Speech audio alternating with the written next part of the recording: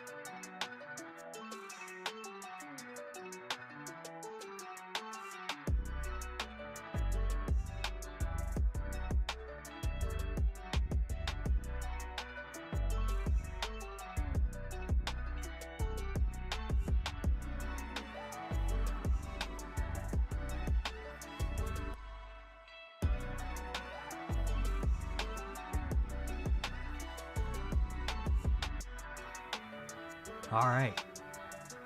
Sorry, it took a couple minutes. I was trying to figure out the thumbnail and all that stuff. But we're here. What is up? Alright. Let's slowly fade this out. Alright. Let's get that out of here. Alright. So, what is up, everybody? We're back with another live edition of Everyday Hoops.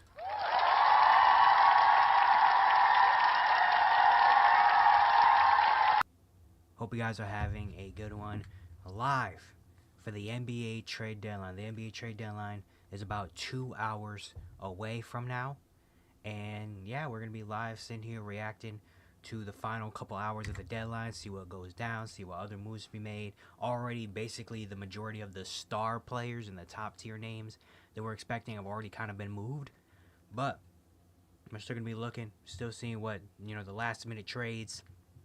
A lot of these, I'm expecting a lot of marginal trades. Who knows? But who knows? Luka Doncic got traded, so who knows what happens anymore? Who knows if Giannis gets traded today? Whatever. Who knows what happens? But we're here. Thank y'all for tuning in. If you're here live watching right now, I appreciate it. If you're watching this on the VOD, after this posted up, what's up? We're gonna be live here for a little while. Doing some live streams. If you're watching on the video, what's up? Subscribe to the channel, like the video, turn notifications, do all stuff like that. And yeah, so already some trades happened in the last 2 days, last night before.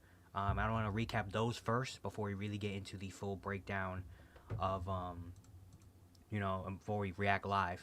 We're gonna talk about the Brandon Ingram trade first. Let's pull this up really quick. Hold on, give me a second, because I took just to have the video. Just to have the just to have the. Let me see. Oh wait, did I not? Oh wait, hold on, wait. Nope. Okay, hold on. I'm trying to figure some stuff out for a second, really quick. I just want to have the thing on the screen so that when people know what I'm talking about, if they come in late or whatever. Actually, no, I don't want here. I want to go over here. Where is he? Where's Chris Haynes? Because he was the first one that tweeted out about the Brandon Ingram stuff. Alright, here we go. I wanted this. Save. Put it in here. I also wanted to grab, while we're here, let's grab this too. Put it in here. Okay. I wanted that first. Okay. Oh, okay. I want to get that out of the way first. Alright, so I'll go here. Open this up over here. Put this over this monitor. Now we do. Turn this on.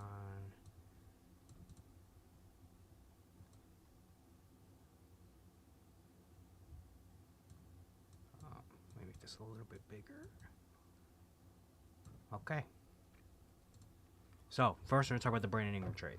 That's the first one I want to talk about. Because it happened last night. I didn't make a full video on it. I might make a full video on it. At some point eventually. Maybe after this. Oh, well, this is going to be a whole video on YouTube anyway after this. So, you'll get to see it then. But, so, last night, in the night, we got Brandon Ingram. Brandon Ingram has been traded to the Toronto Raptors. The full package is that the Raptors are getting Brandon Ingram, and the Pelicans are getting Bruce Brown, Kelly Olynyk, a 2026 top, I think 5 protected, I want to say, first round pick, and a 2031 second round pick. I know there's certain protections on the 2026 first. I don't remember if it's top 5 or top 10, but it's protected first round pick. But yeah, this has been talked about for the past couple of days about Brandon Ingram potential trade. They said the Raptors and the Hawks were going neck and neck, trying to see who's going to get Brandon Ingram. Of course, it kind of makes sense to trade Ingram. He's on the last year of his deal. Trey Murphy III has been having a great year in New Orleans. Ingram has only played in 18 games this season. He has not played, I want to say, since like December. I haven't seen Brandon Ingram play in a very long time. And now the situation finally ends in him going to Toronto. A very interesting spot. The Raptors, Masai Ujiri is a guy that has been notable for buying on these type of players. Guys on last year of deals. Guys that, just might not have the greatest value right now, but just buy in because they've shown some potential. Brandon Ingram is an all-star level talent. We all know that. But it's just how much is he worth, and all this stuff like that. But going to Toronto, very interesting fit in Toronto when you think about it. You already have Scotty Barnes, RJ Barrett, Emmanuel Quickley, Grady Dick. Now you add in Brandon Ingram to that mix, and things get very interesting there. Brandon Ingram, I don't mind it for the Raptors in terms of, Bruce Brown and Kelly Olynyk were guys you wanted to trade away anyway. Maybe you could have got some pick value for them. You give up a first round pick in 2026 is very interesting, but I think they think that this young nucleus is going to be able to win. I assume they're going to pay Brandon Ingram too. That's what I assume. You don't make this trade just to have him for the rest of the season because they're not winning, or at least they're not trying to win. I don't think. Maybe they are now trying to win. Who knows? But yeah, it's a very interesting fit for Toronto. I don't mind it for the Raptors, but it's a very interesting fit, especially with they have a lot of players that kind of need the ball in their hands to succeed. Scotty Barnes is a guy that obviously he can do defensively, and he's not a guy that's going to average 25, 30 points per game, but he's still a guy that you like with the ball in his hands in terms of being a playmaker. He kind of turns into their point guard sometimes when you need him to, and you want him to score, obviously, as well. RJ Barrett's been having such a good season in terms of having the ball in his hands, getting downhill scoring. The playmaking is also taking a big jump. Quickly, even though he hasn't really played too much this year because of injuries, he's also a guy that you want to have the ball in his hands to create. Grady Dick is a guy that's shown with the ball in his hands. He's more going to be a catch-and-shoot guy and more of a guy that's not going to be an ISO player, but still. So now with Brandon Ingram was also a guy that kind of needs the ball in his hands too. As a guy that wants to create. He can also play make. So it's just very interesting to see. You have a lot of players that kind of play the same type of role on this young team with Scotty, RJ, now Brandon Ingram, all big wings that can play make and can score and kind of need the ball in his hands, like to get into the mid-range area, to the bucket, not necessarily high-volume three-point shooters. So I'm very interested to see how the Raptors fit Brandon Ingram into their mix. For New Orleans, you get Bruce Brown and Kelly Olynyk, who I think they're probably going to try to flip again for something else. That 2026 first maybe could be solid. I don't think it's going to be like a top 3 pick, but it could be something pretty solid, for the Pelicans to kind of regroup. And you get off the Brandon Ingram situation finally. Now you can let Trey Murphy be the key player and be a starter and, do his thing because he's been so good this season. So, yeah, for the Pelicans, I think it's nice. I think it's a nice move for New Orleans. And for Toronto, it's just we're buying in on a guy that, might not have the craziest value right now. But, hey, we'll see what happens there. So, yeah, that trade happened last night. Very interesting, surprising one. And then another trade that happened last night that was very, very interesting to me. And I was kind of like, dang, what the heck? Kind of came out of nowhere type of move is this one right here. So the Lakers and Hornets making a deal. The full details of the trade are the Lakers are getting Mark Williams from the Charlotte Hornets. The Hornets are getting Don't Connect, Cam Reddish, a 2031 unprotected first, and a 2030 swap. This one came out of nowhere, blindsiding me, blindsiding everybody, and just a very interesting trade. For both sides, for the Lakers, I think this is an amazing deal.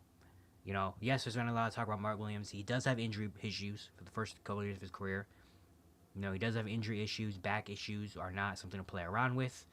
So that's a thing. You're gonna have to extend him in another year or two, or this summer. I think he's eligible for an extension. You are giving up some young guys. You're giving up your 2031 first, unprotected. So I understand kind of that for the Lakers, but I also love it for the Lakers in a sense of Mark Williams is really good when he's playing on the court. I know maybe not a lot of casual basketball fans know who Mark Williams is because he plays for the Hornets, but Mark Williams, I love Mark Williams. I think he's very, very good. A 7'1", 7'2" big man that is just super efficient around the rim, super athletic and strong, can finish around the rim, very efficient as well. I feel like every time he's around the rim, it's ending up in a score somehow. Really good rebounder as well, very athletic, the perfect kind of archetype big to put with Luka Doncic You know, Luka's always had or wanted those athletic bigs like Daniel Gafford to Derek Lively that can go up and get it. And Mark Williams is one of those guys that can go up and get it. Definitely room for some improvement in terms of the defensive end and the conditioning. Obviously, the health issues are a problem, are a thing. But getting Mark Williams, I feel like, is just a great play. He's still only 23 years old, too. He's he's younger than Don Connect, who you traded away.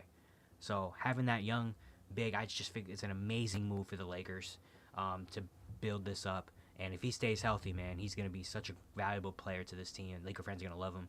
For the Hornets, just kind of still trying to figure out why they make this trade. Maybe he is eligible for an extension and maybe they don't believe in him, is what I'm thinking of. Maybe the health issues are just something that kind of are scaring them away. But I thought Mark Williams was going to be a part of this young core with LaMelo and Brandon Miller. But now not anymore, I guess. I mean, you get Don Connect. Maybe they are fans of Don Connect. Get a older rookie with Brandon Miller out for the rest of the season. Maybe you can have him in there. Maybe try to develop him a little bit more. Now you have a LaMelo, Brandon Miller, Don Connect future. It's not bad. You take a chance on Cam Reddish. Cam Reddish gets traded again for the 30th time. So I guess you get Cam Reddish can go out and play some minutes. That 2031 first is unprotected. It has lost some value over the last couple of days because now you have Luka Doncic. And in 6 years from now, you assume Luka Doncic, I would bet my money that Luka's probably still going to be a Warrior. So that pick might not be anything super valuable, but you never know. And then a 2030 swap, I guess. I'm still trying to figure out what the Hornets' really direction is in terms of why you make this move. Unless they really just didn't believe in Mark Williams and thought, you know what, we're not going to pay him, so let's just get rid of him now and try to get something back for him. Which, if that's the case, then cool. But for the Lakers, I think this is an amazing trade for the Lakers, man. I really do. I think this is awesome for the Lakers. I think they get an amazing, big man. And, yeah, I mean, I like this for the Lakers a lot, like I said. And then we had some other kind of little trades that happened throughout the day. I already talked about the Jimmy Butler situation, or the Jimmy Butler trade. I put it into an entire video, so you can go back on the channel and watch that if you missed it. So I did that. Other trades that happened, a lot of them were small, like the Rockets. The Celtics traded Jaden Springer in a couple seconds to the Rockets for a second-round pick. Just more the Celtics trying to get off some money, and the Rockets get Jaden Springer, I guess. The Thunder acquired Daniel Tice at a 2031 second from the Pelicans in exchange for some cash considerations. Thunder just get an extra big. Then this one was kind of interesting. The Wizards traded Jonas Valanciunas to the Sacramento Kings for Sidi Sissoko and 2 second-round picks. Very interesting. Valanciunas has been a name that you would have bet was going to get traded at the deadline, and he ends up in Sacramento. Very interesting. Not LA, not even... At first, when I first saw the report, I thought I said Knicks, and I was like, hey, that's nice for the Knicks. But then I realized it's the Kings, and I was like, oh, wait, never mind. But for Sacramento, it's still solid. I mean, they get a guy. They don't really have a backup center. Right now, it's what? Is Alex Len still on the team, I think? I don't even know. So getting a guy like JV that can come in and eat some minutes up with some bonus on the bench is solid. And you give up basically nothing for him, which is what was very interesting, that the value for Valanciunas was not much. I mean, 2 second-round picks and Sidi Sissoko, who the Wizards just waived as well. Like, nothing. Like, I'm surprised no other team came in and really, took that. But yeah, JV goes to the Kings. Other trades, couple trades happened today. The Sixers traded Reggie Jackson in 2026 first to the Wizards for Jared Butler and 4 second-round picks. That future 2026 first is like it has a lot of protections and favorables on it, so it's not really like a crazy first-round pick. Sixers just trying to get rid of some money. They get in Jared Butler, but I think he's really solid, and he's not on a lot of contract, and they exchange a first for 4 second-round picks. They can either use later or they can use there, and the Wizards are probably going to waive Reggie Jackson. They get a future first-round pick, save some money, I guess. And then a trade just happened a couple hours ago where the Heat are trading PJ Tucker, who they acquired in the Jimmy Butler trade, a second-round pick and some cash to the Toronto Raptors, and get Davion Mitchell. I think that's very solid for Miami. Davion Mitchell fits kind of the Miami culture. Hard-nosed, gritty defensive guard. They can use off their bench is pretty nice. Heat just trying to build up, that depth now. And the Raptors, probably just going to buy out PJ Tucker, waive PJ Tucker, maybe try to flip him one more time. That's how PJ Tucker's already got traded like 3 times in the past week. So maybe they flip him one more time, get a second-round pick, some cash, I guess. I mean, Davion Mitchell wasn't really a part of their future. They have Jamal Shed, too. It kind of plays very similar to Davion Mitchell, so I guess it's whatever. But yeah, those are the trades that have been going down at the deadline. Still very interested to see what else happens here. What else is going to happen for the trade deadline. Already the big names have been moved. Kevin Durant probably not getting traded by the Phoenix Suns. Already kind of after the Jimmy Butler trade happened last night, that kind of deaded everything. He already said he does not want to go to Golden State. He never requested a trade from Phoenix, according to reports. And it looks like Phoenix is just going to stay packed and just hope that they find a groove in the second half of the year. This could be good for them, though, in terms of, Bradley Beal had a really solid game last night, even though they lost by 30. And Shea put up 50 on him. But maybe this kind of clears the air a little bit for Phoenix. Kind of makes everyone kind of breathe fresh air and be like, oh, okay, I'm not getting traded. I'm going to be here in Phoenix. Now we can just put all that behind us and let's ball. I'm guessing is the thing for Phoenix. But, yeah. It looks like that's not going to happen. And we still have some things that could happen today. I mean, Cam Johnson for the Nets is something that could still be traded. The Nets could still be, trying to sell on some guys. I don't really know where he's gonna go now because I felt like everyone thought that was gonna be the big. Bless me. Thought that was gonna be like the big headliner of the deadline, but of course that's well behind now. I don't think anybody cares about Cam Johnson anymore. But that could still be a piece. The Chicago Bulls still could be selling. Nikola Vucevic is still a target. Kobe White potentially might be dealt. Their Bulls also look like they're still trying to flip some of the guys they got in the De'Aaron Fox 3-team trade with Zach LaVine. The Portland Trailblazers still have a guy like Robert Williams out there that could be moved. There's been a lot of reports that the Hawks and Cavs have been talking to trade a potential DeAndre Hunter getting go over to the Cavaliers, which I would love as a Cavs fan personally. So there's still definitely some moves. I mean, you still have an hour and a half till the deadline. Still some moves can happen. I don't think it's going to be anything marginal. And just like that, hold on, wait a minute. As soon as I talk about it, look at that. Isn't stuff funny, huh? Isn't that funny? Let's see. Okay. Hold on, wait a minute. Trying to show X without getting in banned. I messed up. Okay, make it a little bit bigger, actually. Okay, let's do that. And so we have a breaking trade.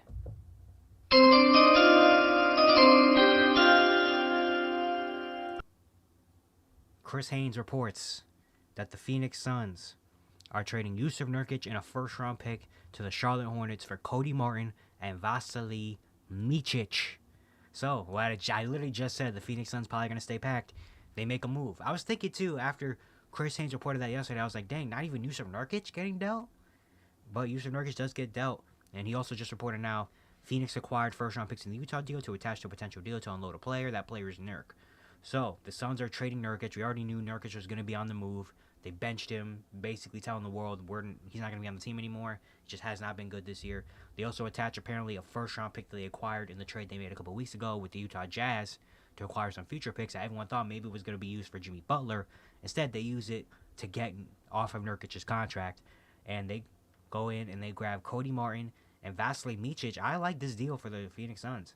Cody Martin, I feel like, is a playoff type of player. Cody Martin. He's a wing that can do many different things. Versatile, defensively, offensively, can shoot the ball, can defend, can handle the ball a little bit. I like that for Phoenix, and they definitely need that. They also get Vasilije Micic, another very solid point guard in there who couldn't use some more point guard play. And I guess for the Hornets, they see a first-round pick, and they're like, hey, let's take it. They also, I guess they need a center now because they traded away Mark Williams and Nick Richards. So, let's get... And, wow, the Suns and Hornets have been connecting. The Hornets traded Nick Richards to the Suns. The Suns traded Jusuf Nurkic to the Hornets, so they just basically flipped their centers. And I guess he'll get to play in Charlotte, I'm guessing. And they also get a future first-round pick. There also was a tweet after the Mark Williams trade by Bobby Marks that said the Hornets have a pretty decent future in terms of picks. They have their own first-round pick for the next couple of years. They have some picks they got acquired in some trades that could be popping off a little bit. So, yeah, this trade for the Suns, I like it. Get another wing and get another guard in there. They get off a Yusuf Nurkic contract. I think it's the biggest is the biggest thing, and they get a first, and the Hornets get a first round pick, and I guess they have a center they could just slide in there and play the last couple games. So, breaking trade right there. There we go. Huh. I'm writing all the trades down just so I don't forget. So let me do that now before I forget. But that's funny. We literally just said the Phoenix Suns probably going to be staying packed. And boom.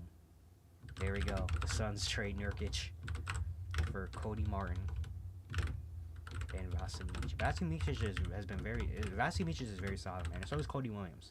These are two very solid players. I don't think I spelled any of that Vasilij's name right. But, hey, you know, I'm not here to spell. So, there we go. We got a trade right there. Denver Nuggets are a team to watch for Chris Boucher, Michael G. Range. And it's a 2026 first-round pick that the Hornets are getting. And also, the Suns are also getting a second-round pick from Charlotte, too. Why didn't the Shams report come up? Only Chris Haynes' report came up for me. That's interesting. Let's see. There we go. Yeah. Nurkic in a 2026 first. And, okay. So the full detail of the trade.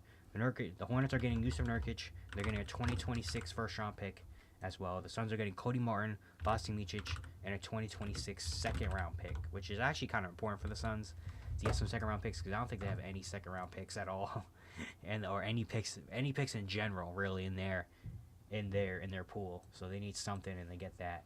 And the Hornets get a first-round pick for 2 years from now, 2026. So yeah, let's see what other stuff happens. Here we go. We still have an hour and a half. Officially at 1:30. We officially have an hour and a half left to the NBA trade deadline. We just got one trade live here. Not anything big, but a solid trade. So let's see what more. Let's go. Keep them coming, man. Keep them coming. Going to be very interested. We're going to be here for a little while. We're going to be here during the deadline and after the deadline as well, recapping all the trades and giving my full everything. We're just going to be chilling here, watching, seeing what goes down. I'm not assuming any more blockbusters are going to happen, but then again, Luka Doncic got traded, so now anything is possible in the NBA. I'm not putting anything off the list in the NBA anymore, So, hey.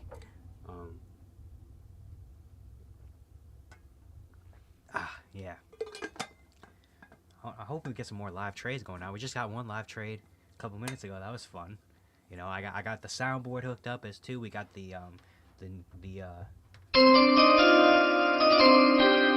know it's for the draft and not a trade, but it still fits. That's it for Lakers trades. I would think I don't know really. I honestly don't really know. I mean, maybe if something else is out there, get another wing, I guess. But I just don't know. I mean, you still have Rui Hachimura. You do have the Gabe Vincent contract. So maybe you can get something else. But, maybe they could. Maybe it could be. That trade, though, last night was big, man. Like, I honestly did not expect Mark Williams going to the Lakers. And the Lakers to actually get a center like that. Especially a young center that could win now, win for the future. Like, that was a great move. But we'll see what happens.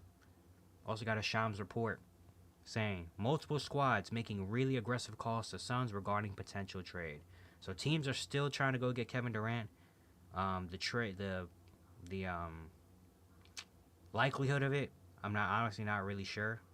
But honestly, probably I wouldn't. If I had to put my money on if Kevin Durant gets traded today, right now I would say no. But then again, big trade, we in the future. Yeah, y'all are, man. Y'all really are. What I'm told, there are multiple teams making aggressive calls. Shams had a whole thing on ESPN. I think they're doing their live show right now too. For the trade deadline right now, actually. But yeah, if Kevin Durant gets traded, that would be. I mean, this already probably is the greatest NBA trade deadline of all time. I mean, the Luka trade, literally from out of thin air. We got De'Aaron Fox being moved, Zach LaVine. I think they said In the last 2 days, we have 9 All-Stars got traded. I mean, that's just insane stuff. Like, where else? Where else would you find that? Free squad's first round picks and use that to attach to a player. Okay, I already saw that. Chris Ainge just tweeted that again. Okay, that's interesting. What do you think about championship this year? Hold on.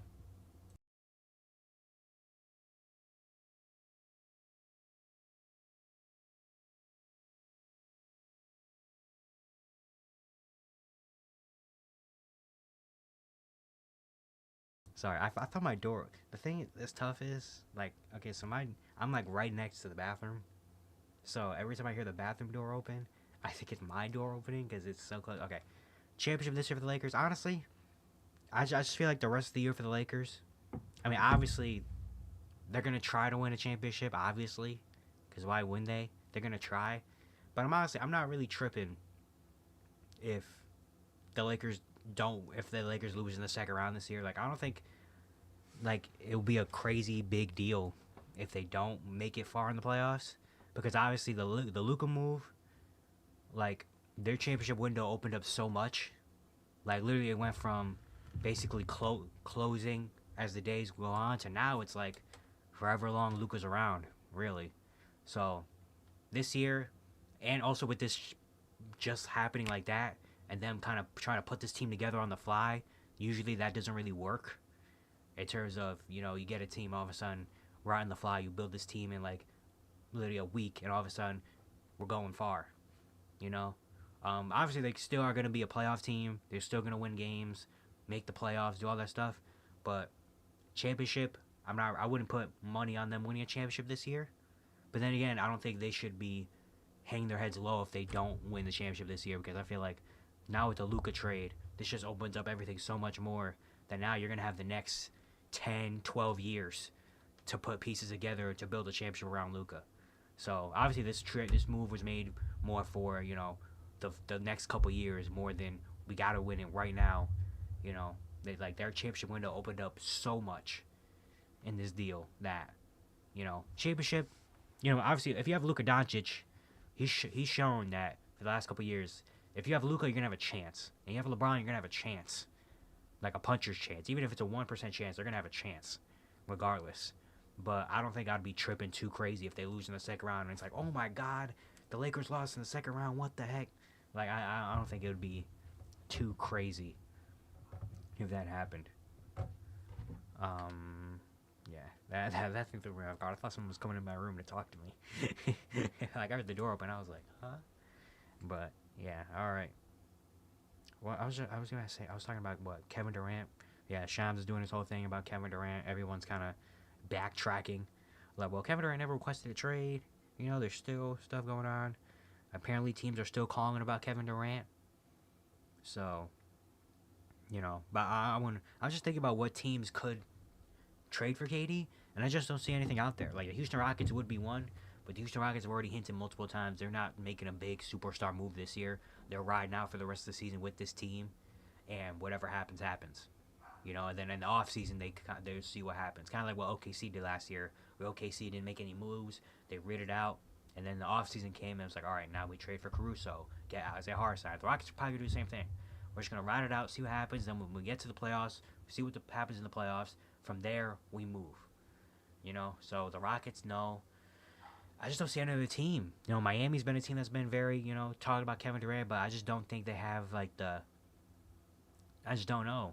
Kevin Durant in Miami, like maybe does Miami take what they just got for Jimmy and flip it for KD? So now they take Wiggins, they take that money and flip it for Kevin Durant. I don't know. I just don't really see it happening. If it's not that, then I don't really know. I don't know other teams that are really going to be interested. Like they said, teams are calling. I want to know what teams they're talking about that are calling for Kevin Durant. The Knicks have been talking to the Bulls about some Chicago's backcourt players. Okay. Yeah, I'm just interested. What other teams are aggressively? I assume that's the Miami Heat that's calling for Kevin Durant. I assume that's the Miami Heat. Like, I don't know what other team is calling right now for Kevin Durant. Unless the Rockets are lying and the Rockets are like, you know what? He might be up. Let's just do it right now. Is it like OKC, I just don't think OKC is gonna make a big move like that either. They're already in a position to win a championship. I don't know if they're gonna just do that right away, just like that. You know what I mean? I'm trying to think what other teams are calling about Kevin Durant that actually, like, the Mavericks have been a team. The Mavericks definitely could be that team calling about Kevin Durant, but the Mavericks just don't have assets right now.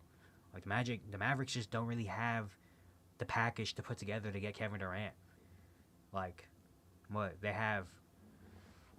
Yeah, they don't have anything really to give up for KD. I mean, they don't have any crazy big contracts or any, you know, crazy pick capital. I don't even know if financially they can make the deal happen without having to give up literally their entire roster. And it's just going to be KD, Kyrie, AD, and then they're going to have to sign 5 players in the buyout market. You know, like, I just don't see a world where the Mavericks can make it happen. Other team, yeah, I just don't see any other team that could be calling. But then again, who knows? Maybe, you know, again, Luka Doncic got traded, so now anything really is on the table. So I'm not ruling out 100%. I'm just saying if I had to bet on if Kevin Durant's going to get traded right now, I would not put money on it, you know. But who knows, you know? Again, who knows? We still got a little bit less than an hour and a half before the trade deadline. So maybe if some team puts together a package in the next hour and a half and the Suns are like, you know what, let's do it, then maybe. But I'm more banking on we're going to see a lot of margin role player type of trades right now.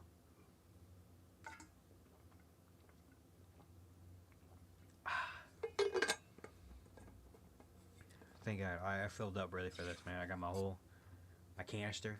Shout out my friend Alejandro for getting me this on my birthday 2 years ago, I want to say. I got my protein bar, so we're here. We're here, man. I just ate before. We're here, man. We are here. If I'm looking down like this, I'm just gonna keep checking my phone for notifications, obviously, because you have to this time of year. So that's why I'm looking down like this, you know, instead of looking at the camera a lot of times. Also, the crazy thing about this trade deadline too, and I'm just rambling just to kind of, you know, save space in here, but like I still watch games, but this is the time of year where kind of no one really cares about the games. You know, like no one really cared about the game. Like the Celtics lost to the Cavs lost to the Celtics the other night, and no one cared. Like no one's. I don't see anybody say anything, because everyone was already talking about what's gonna happen with Kevin Durant and Jimmy Butler. Like it's just crazy to think like the games right now are just we got another. Hold on, wait a minute. Oh, wait a minute. Another live breaking trade. Let's get to it. Where is it? Here we go. The land, baby. Okay. Hold on. We gotta bring this way down. Hold on. I'm trying to size this up so I can actually see what this says. That was.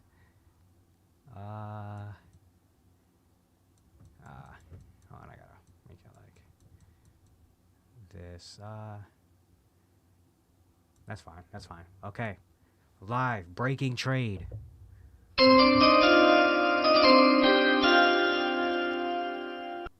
From Shams Charania. The Atlanta Hawks are trading forward DeAndre Hunter to the Cleveland Cavaliers for Karis LeVert, George Niang, 3 second-round picks, and 2 swaps. This has been something that's been talked about for the past couple of days, that something like this, the framework was being set, and now it is official.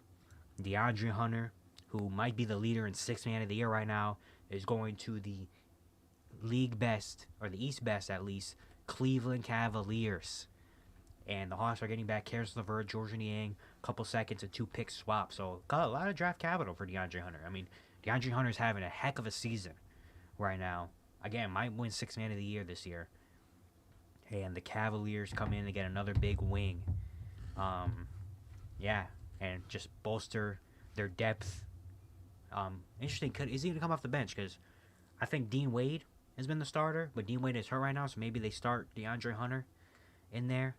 But yeah, man. And as a Cavs fan personally, I like it. I mean, I like Karis LeVert. I like Karis. Shout out to Karis LeVert for everything in Cleveland. But I mean, DeAndre Hunter, we get another bigger wing. About 6'8", a 6'8" wing that can shoot the ball very well, can be a scorer off the. He's shown this year that he's developed into being a bucket getter off the bench and not just a 3-and-D wing, but also has some 3-and-D wingness in him. And the Cavaliers, I think the only thing we're really lacking are just big wings, kind of like DeAndre Hunter, big wings that can shoot the ball. Because we have wings. I mean, we have Karras, we have Max Strus, we had George Niang, Isaac Okoro, Dean Wade. We have wings, but we just don't have any like really high-powered wings that we can rely on on a consistent basis. Like Karis LeVert is good, but Karis LeVert also is a guy that can be sporadic. Isaac Okoro has been injured a lot this year, and he also is more of a defender. Offensively, teams don't really guard him on the offensive end.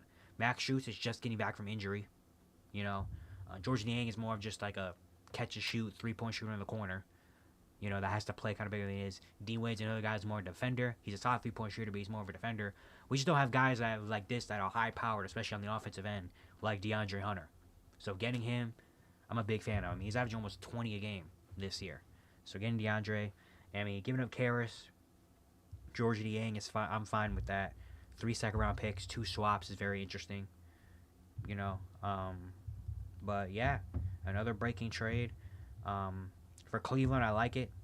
I mean, bring in DeAndre Hunter, another big wing, man. I like it. I'm a big fan of it. Yeah, I'm a big fan of DeAndre Hunter coming to welcome to the land, DeAndre. DeAndre, welcome to the land. Hope you ball out over here and help us win a chip. And thank you to Karras, thank you George Niang, for everything you've done here. And DeAndre, welcome to the squad, man. I'm excited. I'm really excited for this.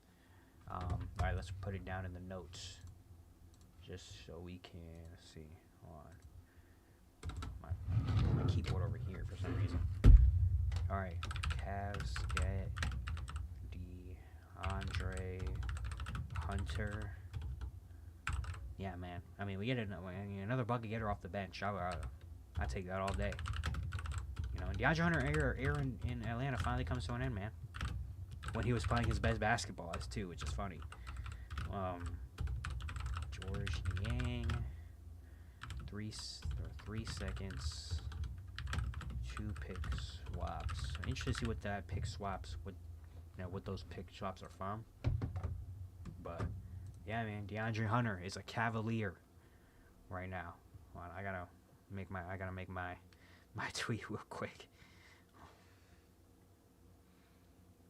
Welcome to land, DeAndre.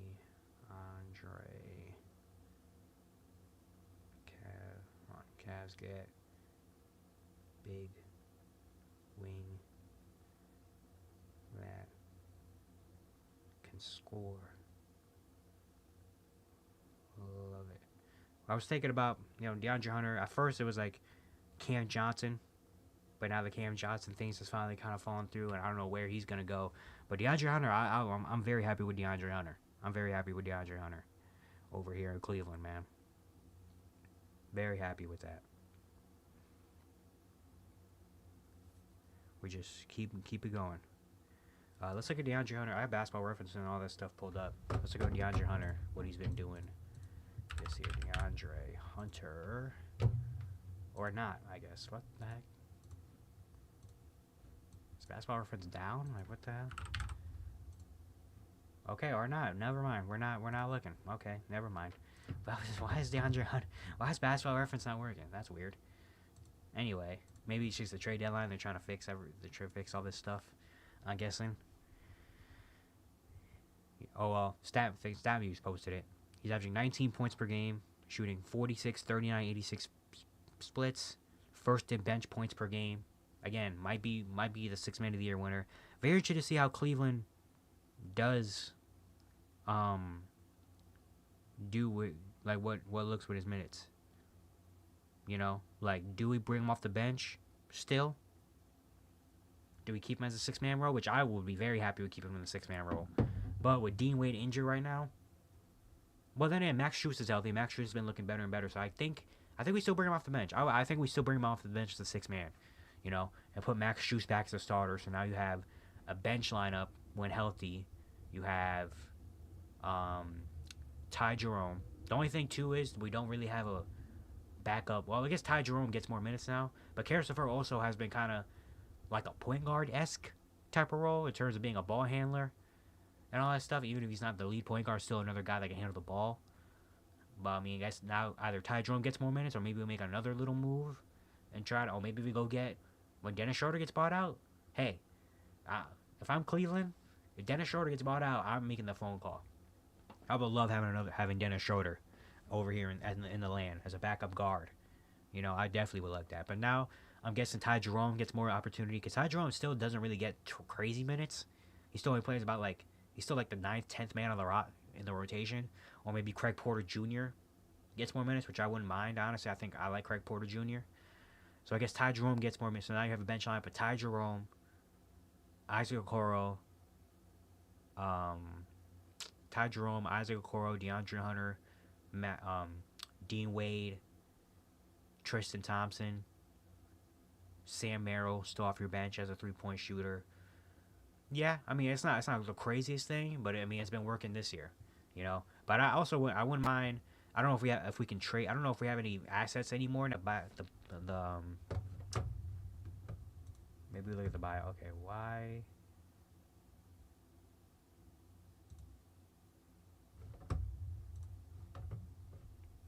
Are we good? Is everything good over here? Because I don't know what happened there. I just got it that said OBS disconnect. Okay, whatever. But anyway. Yeah. But I don't know if the Cavs have enough moves to really go for another make another trade. But I think the buyout market could be big for us. Getting a guy maybe like Dennis Schroeder, getting some more depth in the buyout market wouldn't be bad. Let's see. The Pelicans are expected to keep Zion Williamson and CJ McCollum or Mark Spears. I understand Zion. No way they don't trade CJ. Especially as CJ McCollum's been going crazy in the past month. No way you don't trade him right now if you're in New Orleans. Like, you got to get something for him, I feel like, right? Like, this is the best he's ever going to look. I would kind of be mad if CJ McCollum stays in New Orleans. Yeah, alright. Just looking at stuff. Just seeing what else is going down. But yeah, man, we got 2 live trades. And we still have about an hour-ish left. It's almost 2 o'clock. We still have an hour left until the deadline. So, keep them coming. Keep it coming. Keep it going. Let's see what goes down over here. Okay, so I was a little bit late. Maybe like a couple minutes. Because I was trying to figure out the freaking thumbnail stuff. For some reason, my thing wouldn't put the thumbnail on. And I don't know. But if you're seeing this after, then you see the thumbnail and all that stuff. But yeah, 2 live trades. And we still have an hour left. So let's see what else goes down. What other teams are making moves. Interested to see Vucevic. I think is probably the biggest name right now. Vucevic, Cam Johnson could move. If there's some other role player trades, some other sneaky teams can get involved. Obviously, everyone's kind of looking at Kevin Durant right now. But like I said earlier, if I had to put money on it, I wouldn't really bet KD gets traded anymore. But then again, the NBA right now, who knows what goes down.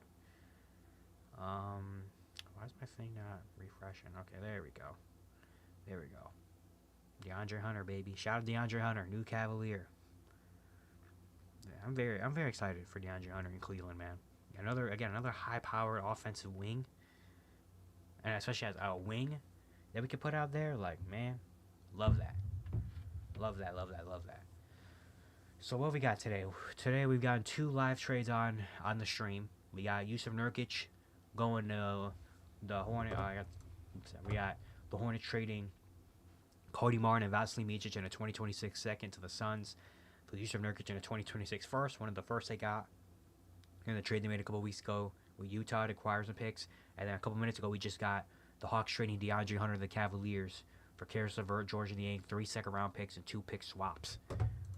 So that's what we got right now live.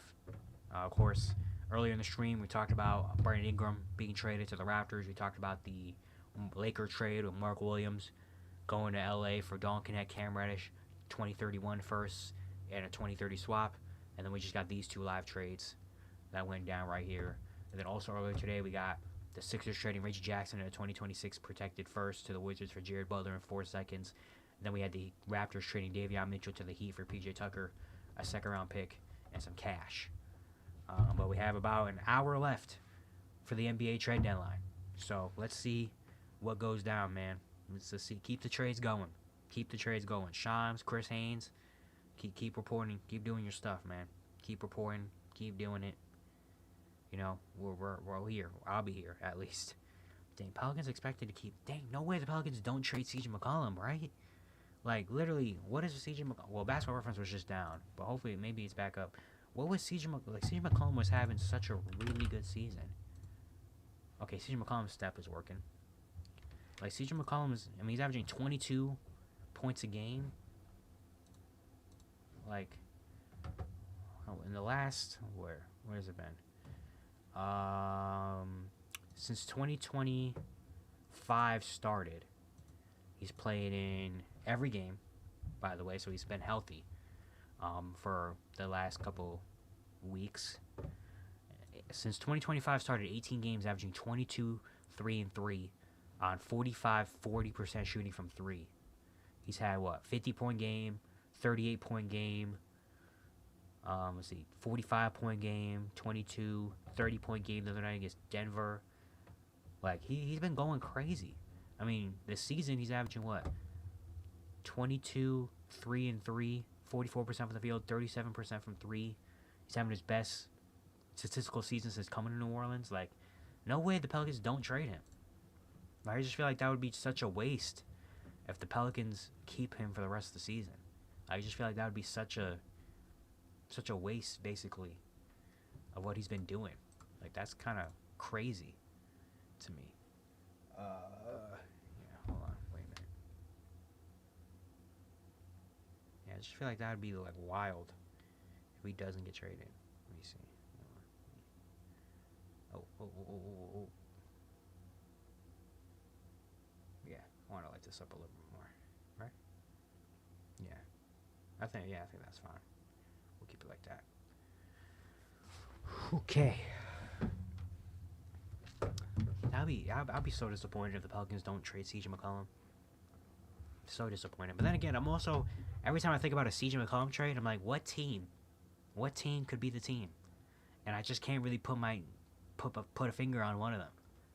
Like, I can't put my finger on a specific team and be like, yep, that's the team that should trade for CJ McCollum. Like, he's just one of those guys I feel like anywhere he goes to, he's going to fit. Because I think CJ McCollum's just a really, really good player.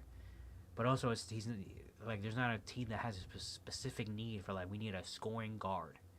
You know, like the Magic. But then again, the Magic should be going for maybe something more. Like, maybe Orlando for CJ McCollum. I don't think that would be a bad thing. You know, the only thing is he makes a lot of money, and the Magic are going to have to give up some things. And I don't know how comfortable the Magic feel of giving up some things for CJ McCollum when maybe they could wait and trade those things in the offseason or something to get like an Anthony Simons level player. So that's, I think, the only thing for the Magic. But I don't know what other teams would be like, you know what, let's just go get CJ McCollum. So, yeah, but that would be kind of disappointing if CJ stays a Pelican after doing everything he's been doing this year, having a big season. But, yeah, there's about an hour left. 1 hour for the NBA trade deadline. Y'all better get your moves out now. Make your calls. You know, do your thing. Shams, Chris, keep us updated on everything. Yeah, man. DeAndre Hunter, baby. Cleveland Cavalier. I'm sorry. I'm still happy about that. Happy that my team made a move, man. Happy that your team don't you get happy when your team makes a move? Well, maybe not everybody's happy. The Mavericks aren't happy, but I showing y'all, like, when your team makes a move, you should feel kind of like, yeah, like we made a move. We got some new players. You know, it's just very exciting. All right. Sorry, I just keep trying to fill in space, you know, because the fortunate thing about the deadline is you do get some dead times. Like I feel like you get a thing where it's like a couple of 10-minute span of just trade, and then you get another 10-minute span of just nothing and waiting for more, you know, and that's what we're kind of in right now. You know, that trade happened like what, maybe 10 minutes ago, and now we're just kind of in this thing of like, all right, what's next? You know, we kind of knew the DeAndre Hunter trade was kind of happening and kind of forming. We were just waiting for it to be official and what was going to happen to it. Actually, it's been like, what, 20 minutes dang near since that trade happened. But I just talked about it for a long time. Alright. I wanted to, okay, maybe is his basketball reference working now? Yes, okay, DeAndre Hunter's basketball reference. Okay, DeAndre Hunter. DeAndre Hunter this year. I mean, give you, again, 19, 4, 46% from the field, 39% from 3 on almost 7 attempts. Like, that type of volume 3-point shooting we love in Cleveland, especially from a wing. I mean, we don't have that crazy volume of 3-point shooting. I mean, Sam Merrill does it, but just having a wing that can do that is big. And he's also a guy that doesn't really even need to rely on the 3. Like, he can go get a bucket himself. He's shown that this year, that he's okay with going out and getting to the bucket, getting to the mid-range, making a shot, doing stuff like that. You know? So, yeah.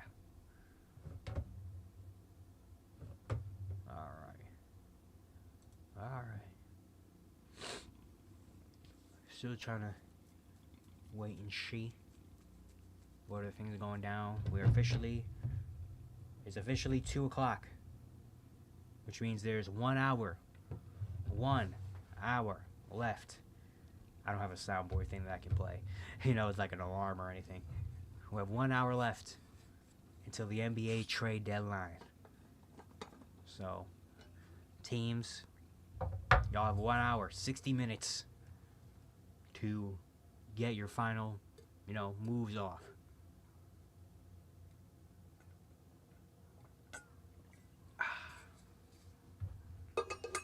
I'm also going to be going live a lot more. Like, this is my first live stream since the NBA Cup. We watched the NBA Cup finals, and that stream popped off. Thank y'all for that. But, yeah, I'm going to be doing live streams a lot more, you know. What the heck is going on? Okay, the snow trucks. I'm like, what is going on outside? We got snow yesterday, or last night. So, yeah. But what was I saying? I'm gonna go live a lot more, even if it's not NBA related. Like, I've been playing Marvel Rivals a lot. Like, when I'm not watching games and making content, I'm playing Marvel Rivals. So, you know, we definitely have some more maybe some Marvel Rivals streams, you know, for the next, maybe even tomorrow. Honestly, I'm thinking about maybe doing it tomorrow. I'm not gonna do it Saturday. Saturday I can't, because I'm gonna be somewhere Saturday. Sunday, Super Bowl, I don't know, maybe. But we're definitely gonna be streaming a little bit more, you know, on which March Madness comes out. Last year I did a March Madness bracket. This year I'm probably gonna do another one, March Madness live bracket. That's like next month. But yeah, little streams here and there, I think would be nice. You know, I would really love doing that. I think it's really fun being here live, doing stuff like I just think it's super fun. So I'm definitely doing a lot of more live stuff in the next few months. I feel like I say that all the time, but now I kind of really feel like doing it, you know. All right, it's been about 20 minutes since the last trade, so just waiting here. I'm just trying to yap to fill time.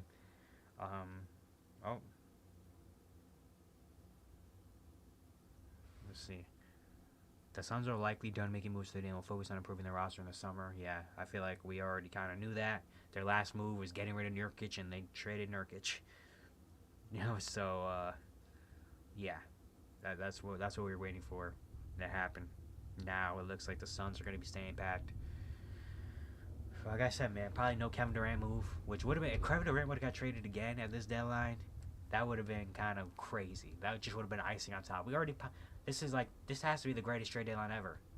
I mean, we have what 9 All Stars getting moved. We got what Luka got traded out of nowhere for Anthony Davis. De'Aaron Fox got traded to the Spurs. Zach LaVine went to the Kings in a 3-team trade. What else? Jimmy Butler goes to the Golden State Warriors. Brandon Ingram goes to the Toronto Raptors. We got the Bucks traded Chris Middleton for Kyle Kuzma. Like, we got a lot of trades, man. A lot of craziness happening. So, yeah, probably the greatest trade line ever. If Kevin Durant would have got traded too, like it just would have been like, man, like it would have been crazy. But now we're Golden State getting Jimmy instead. It looks like the Kevin Durant trade stuff is dead. You know, he'll be in Phoenix, and Phoenix just gotta hope that second half of the year they just you know, do their thing. But yeah, I'm still keeping eyes open. You know, it's everything going down over here. Let's go to here. Yeah, let's keep out here.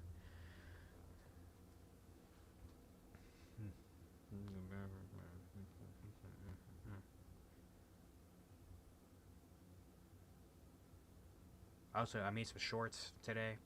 This is gonna be the video for today. We're gonna upload this a little bit later. And then made some shorts today. Made a short talking about De'Aaron Fox's debut last night for San Antonio. He had a really good game. I think he had like 24, 5, and 13, and they got a crazy win over Atlanta. That was a really nice game. Shea dropped 50 again, the third time in the last 7 games he's had 50, when he never had a 50-point game in his career. And all of a sudden he got 3 in the past 7 games. It feels like something just awoken him in, and he was like, "Hey, it's time to do it." You know, he's dropped 50. Also, we got news earlier today. Chet Holmgren is going to be back. I think tonight. Is it tonight or tomorrow that Chet Holmgren's back?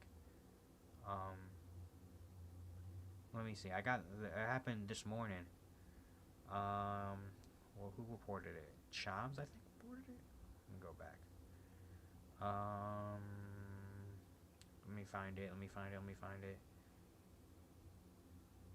Friday, tomorrow. Yeah. Thunderstar Chet Holmgren is off the team's injury report, clearing the way for him to return to action Friday against the Toronto Raptors. So yeah, Chet Holmgren's back.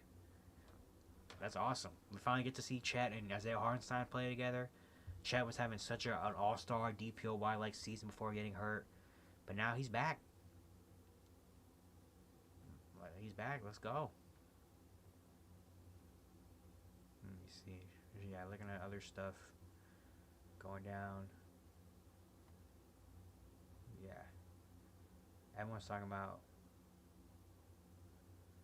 Chris Haynes on NBA TV says Trae Young really wants to win, and the Spurs had him on their radar before trading for De'Aaron Fox. Yeah, I think that was something that happened last year when Wemby was going off. Trae Young, the Hawks having a bad season, and people were wondering, like, are the Hawks going to pick Trae Young or DeJounte Murray? You know, people thought Trae Young going to San Antonio. I had in my freaking thumbnail for my Look-In series, I had Trae Young and, Trae Young in San Antonio, but yeah. Jimmy Butler, KD trade rumors have created a very awkward, very weird rivalry. I saw that report that Ramona Shelburne had. Right? Is it Ramona Shelburne on ESPN said that? Where is it? Yeah, the Suns locker room is toxic right now. I mean, you kind of understand it. I mean, when your star players in trade rumors, in talks, and he's saying I don't want to go here, all this stuff. The Jimmy Butler scenario where everyone in the world thought Jimmy Butler was going to go to Phoenix, you know, but instead he ends up being in Golden State. The Bradley Beal situation where Bradley Beal has a no trade clause. He says I don't want to waive my no trade clause. I want to stay here in Phoenix. But people are thinking, you know, he should waive it to go to Jimmy Butler. And then there's some Nurkic stuff going down. Like the Suns have just had it's been a whirlwind really for the Phoenix Suns the past couple months. So I kind of understand the kind of maybe toxicness. But hopefully now you can kind of just be like, hey, you know, let's just wipe that away. We got 30-something games left. We're sitting at... Where are the Suns right now in the standings? I think they're probably around, like, the 9th seed, I want to say, if I had to guess. They are the 10th seed, at 500, 25, and 25. Let's just get this over with. Let's just keep it going, get some wins. This is the team right now, and let's put all that behind us. It's tough too, but hey, they're gonna do it. That's what they're gonna have to try to do, at least, for this team. Yeah. It's funny that the games today are gonna happen, but no one's really gonna care. Like the Mavericks play the Celtics. I don't think AD's playing, so I don't think people are gonna be watching that crazily. But knowing like the games for the past couple of days, no, like I've watched and it's been enjoyable, obviously, because I'm always gonna watch the NBA. But like, no one's really cared because everyone's kind of just thinking about the trades. And this is the weird time too, where it's right before All-Star break, so you're kind of itching for that All-Star break. The trade deadline, people getting moved. You're not seeing full rosters going out there. You're seeing teams have to go out there with G Leaguers. Like the Warriors are playing. Who was that? Like what's his name? Jackson Rowe played for the Warriors last night. How many minutes he played? He played 14 minutes last night. I don't think anybody. I didn't even know who that was. I had to literally look and be like, who is that? Who is 44 for the Warriors? Like, it's that type of stuff, you know. So it's just this is like one of the weirdest times in the NBA right now, and it probably doesn't really go away until probably around All-Star break, and then once you come back from All-Star break, then it's kind of like, all right, second half of the year, playoff push, that's where we really get going, you know. So yeah. All right. We got 50 minutes left. We haven't had a trade in a little while, so hopefully, can we get a trade going, please? It's been like half an hour since the last one, and we got 50 minutes left to the NBA trade deadline. 50 minutes left. Let's see. I'm trying to see where like Vucevic goes. If Portland's gonna make a move, Golden State's gonna make another move. Milwaukee, if they're gonna make another move after the Kyle Kuzma move yesterday, it kind of freed up with some money. Maybe they can go make another move. You know, the Bull. What are they gonna trade somebody? Like, what's gonna are the Lakers done? Are the Lakers gonna make another deal? Like, very interested. Like, I'm interested to see what else happens here. You know, if Cam Johnson doesn't get traded at the deadline, that would be wild to me. Like, if there's a really real chance Cam Johnson like stays in net for this year, which would be like terrible for the Nets. Basically, like they don't get anything for Cam Johnson. Now you're gonna have to wait till the off season to trade for Cam Johnson. Maybe like I don't like that would be kind of crazy. But hey, it is what it is. Sorry, I still just checking my phone, just waiting, just to see, you know, what else is happening, what's going down, all that stuff. Is there anything else happening? Trying to keep in touch with all the reporters. Right now, just to wait and see if anything else is happening. Why is Gabe Vincent trending? Everyone's talking about how Gabe Vincent is still on the team. Oh man.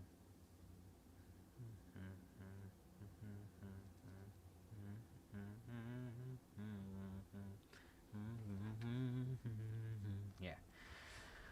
Ooh, my foot getting tired. Back over here. There you go. I feel like I'm talking to someone. Back over here, camera. Back over here.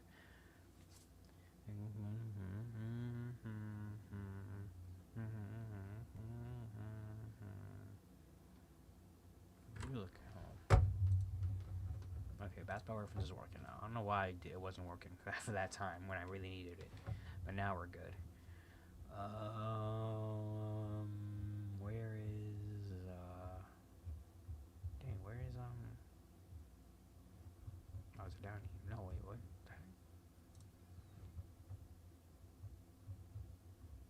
Okay, that's weird. See, that's why I gotta sit on my feet because I'm so short. You know, so you can still see the sign and stuff.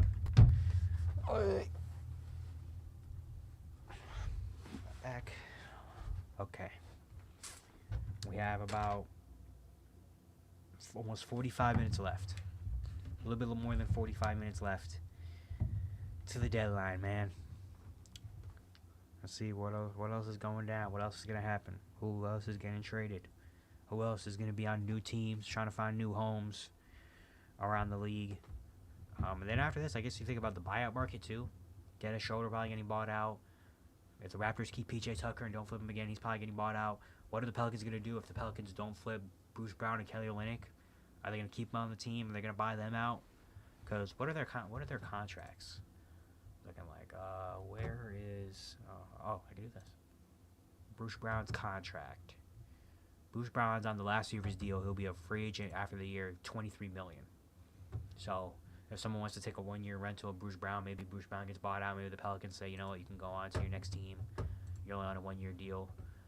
What about Kelly Olynyk? Where is Kelly Olynyk? Kelly Olynyk. He is on a... He's got 12 this year, 13 next year. So he's probably not getting bought out. He's probably... If he doesn't get flipped, he's staying in New Orleans. They're just going to ride it out over there. Kelly Olynyk's been on a lot of teams, man. Kelly Olynyk's been in what? He's played Boston, Miami, Toronto, Houston, Detroit. Wasn't he in Detroit too? Kelly Olynyk's been around, man. Where is... Hold on. I feel like I'm missing a team too. Kelly Olynyk. Utah. He did play in Utah. He was a part of the trade last year with Otto Porter, Ochai Baji. Played in Boston for 4 years, Miami for 3.5, Houston for 27 games, Detroit for a year, Utah for a year and a half, and then Toronto for the past year and a half. And now he's might be a Pelican, might get traded again in the next 45 minutes. But yeah, we have officially 45 minutes left till the NBA trade deadline, till the 3 o'clock timer hits. We have not had a trade in about, what, half an hour? A little bit, about a half an hour, where DeAndre Hunter got sent to the Cavaliers for Karis LeVert and a couple second-round picks. That was the last trade that happened. And so we just been waiting here for 35 minutes, just like, okay, something else gonna happen? Like, you know.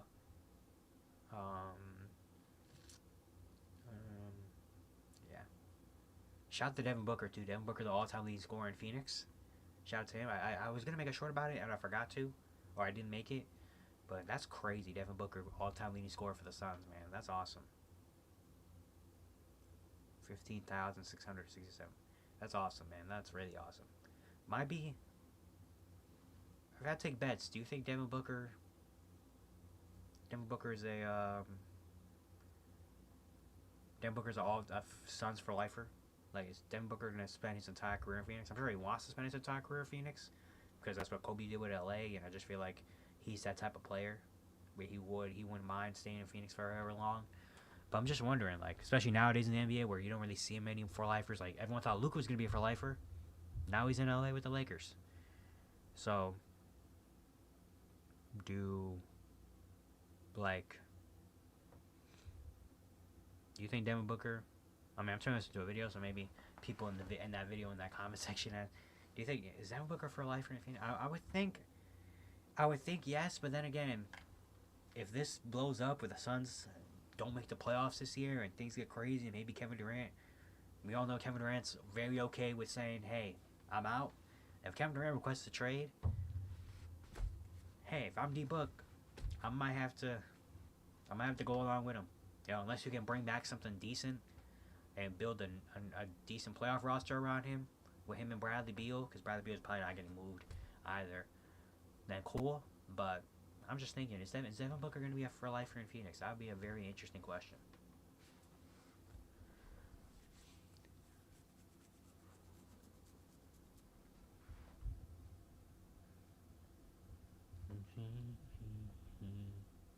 Brian Windhorst says teams aren't really afraid of the top seeded teams in the West. There's not a lot of fear from the top. Oh my God, there's not a lot of fear from the teams out there about these teams at the top of the West. So, okay, okay, teams. You're telling me teams aren't afraid of OKC? Okay, all right. All right, like what is that? Does that matter at all? No, it doesn't matter. Give me the trades. The heck? Am I gonna see? All right, we're officially a little bit less than 45 minutes away from the trade deadline. Still waiting, still strong, still here. You know, still fiending for some more trades to kind of cap off this insane trade deadline, the most insane trade deadline in NBA history we saw this year. Luka Doncic got traded. De'Aaron Fox, Anthony Davis got traded. De'Aaron Fox got traded. Zach LaVine got traded. Chris Middleton, Kyle Kuzma, Brandon Ingram, Jimmy Butler. We got some craziness. That's funny. There was a post too on X you saw where it had all the stars getting traded. It literally was like, imagine showing this to someone last week. Someone said this looks like one of those NBA 2. Actually, you know what? Maybe I can find it. Maybe I can pull it up. People are like, man, this looks like an NBA What If video. I don't know how. It might take a little while to find it, honestly. Okay, this is all soccer. Okay. No, actually, no. I can find this. I'm go to. Hold on, if I just type in. Let me try to find it. NBA trade deadline. Here we go. This picture.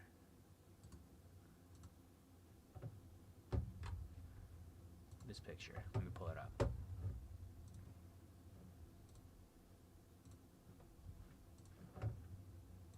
Okay. Here. Oh shoot. Put this over here. Here. Oh, I don't want to block it. Right, that's the entirety of the picture, right? Yeah. I think ESPN made this. Like this is crazy. And we just got some more here it is. We got some more. As soon as I do that, we got some more breaking news in the NBA. Let's put it over here, right? I think that's like enough. Yeah.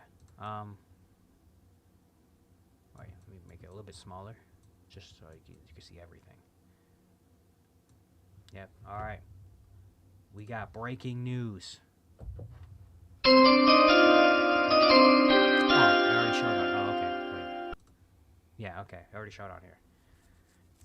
From Shams Charania, the Los Angeles Clippers are trading Terrence Mann and Bones Highland to the Atlanta Hawks for Bogdan Bogdanovic and 3 second-round picks. Sources tell ESPN. So, Bogdanovic does get traded. There's been talk about Bogdanovic getting moved and the Hawks moving off of Bogdanovic, Capella, all that stuff. And the Clippers are the team that goes out and gets Bogdan Bogdanovic. He has not been having a great season so far this year. He missed a lot of time early in the year. He's still trying to find his way back. But for the Clippers, they're not a great offensive team. They're a good defensive team. Really good defensive team. They get a chance as kind of like more of an offensive spark plug with Bogdanovic. You also get 3 second-round picks. I mean, why not? Go get some second-round picks you can throw in. They get Bogdan Bogdanovic, giving up Terrence Mann, a guy that was once looked at as untouchable, now gets traded for Bogdan Bogdanovic. That's funny. Yeah. That's funny. That he ends up going from untouchable to Bogdan Bogdanovic. But Terrence Mann, Bones Highland wasn't playing. The Hawks get another forward and Terrence Mann they can put around Trae Young, I guess. But for the Clippers, I think it's a solid move. I mean, you get some offensive firepower. You don't really. I mean, Terrence Mann wasn't a starter anymore. Bones Highland was literally not playing at all. And you get a guy like Bogdan Bogdanovic, some more offensive firepower in the mix. A guy that potentially can go off and, you know, have some big nights for them off the bench. I think that's a. I think that's a solid move. I think that's a solid move from the Clippers, man. I messed with it. Let me write it down in the notes. You know, I've been writing every trade down a notepad just so we can go back and look at it. Okay, so the Clippers are getting Bogdanovich. The Hawks are getting Terrence Mann. I suppose name right? Yeah. Bones Highland. 3 seconds. Yeah, I mess with the trade, man. Let me look at Bogdan. Let's look at Bogdanovich's numbers because he's not been having a good season this year. I went to Bogdanovich. I forget Bojan Bogdanovich's still in the league. He plays for the Nets. Well, he hasn't played a game yet, but he's in the league.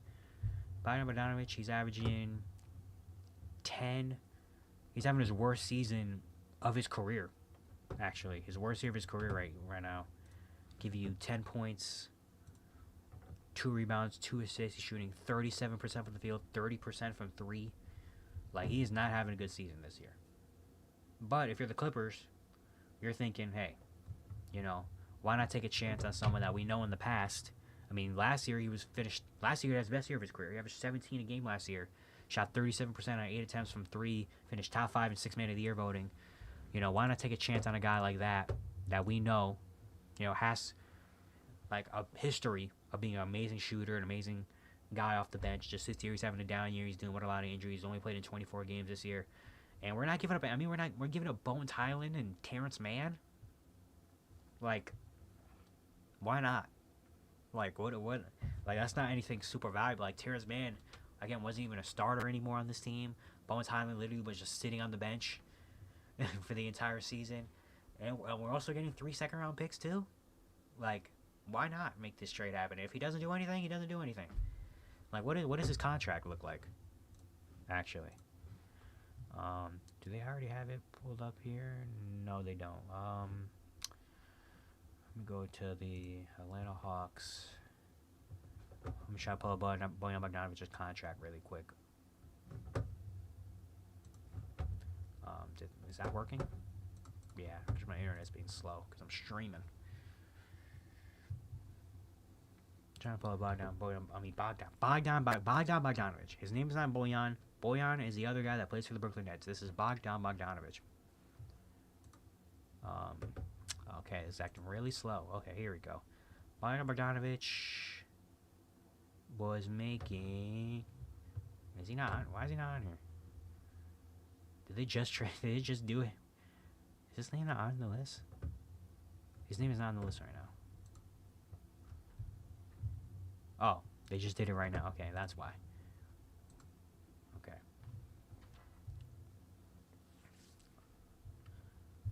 I think does he have 1 year left in his deal? Actually, no, he has 2 years. He's getting his pace. It's a descending contract. He has $17 million this year, $16 million next year, and then he has a $16 million team option in 2027. And by that point, he'll be 34. So the team option actually is clutch. Because if he doesn't do anything for the next 2 years, then they can just be like, all right, bye. But, I mean, why not take a chance? I mean, yes, it's a little bit of money, but it's not anything crazy. And, definitely needing some offensive firepower on this team. And imagine if he can get back to looking like Bogdan from last year and from previous years, that's really nice for the Clippers. I mean, you have him now, you have Norman Powell, you have just a lot of just offensive spark plug, and he can definitely play next to James Harden. He's been playing next to Trae Young for the past, 3 or 4 years? How long? The past 4.5 years. So he knows how to play with him. So, yeah, I mean, this is just kind of like a low-risk, high-reward move for the Clippers that I mess with. So, yeah, I think good job, Clippers. For Atlanta, cool, I guess. I don't really know. I mean, it makes sense trading Bogdan Bogdanovic right now, but, I mean, you weren't getting anything crazy back from him. Again, he's having the worst year of his career.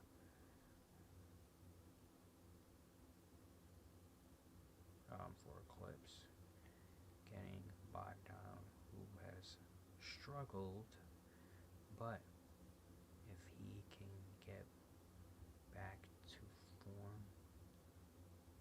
will be huge for them. Love this for LA. Alright, I'm gonna try to get my tweet off really quick. All right, yeah. Anyway, yeah. So we finally got a trade after waiting here for 35 minutes. Me talking about nothing, literally.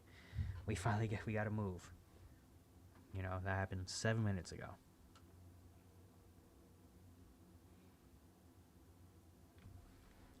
All right, we're officially almost at half an hour away. It's about to be 2:30. We are officially almost half an hour away from the NBA trade deadline.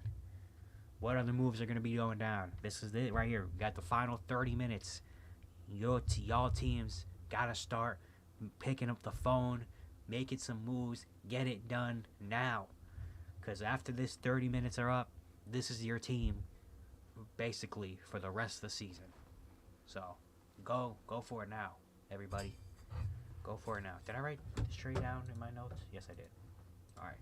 So far, what we got today, at least during the stream, we got 3 live trades. If you weren't here earlier, 3 trades happened live here on the stream. The Hornets traded Cody Martin, Vasilij Micic, and a 2026 second-round pick to the Phoenix Suns for Jusuf Nurkic and a 2026 first-round pick. The Hawks traded DeAndre Hunter to the Cleveland Cavaliers for Caris LeVert, Georges Niang, 3 seconds, 2 pick swaps, and a trade that just happened a couple minutes ago here live. The Hawks traded Bogdan Bogdanovic to the LA Clippers for Terrence Mann, Bones Highland, and 3 second-round picks. So, all right. Those are the trades that happened live here.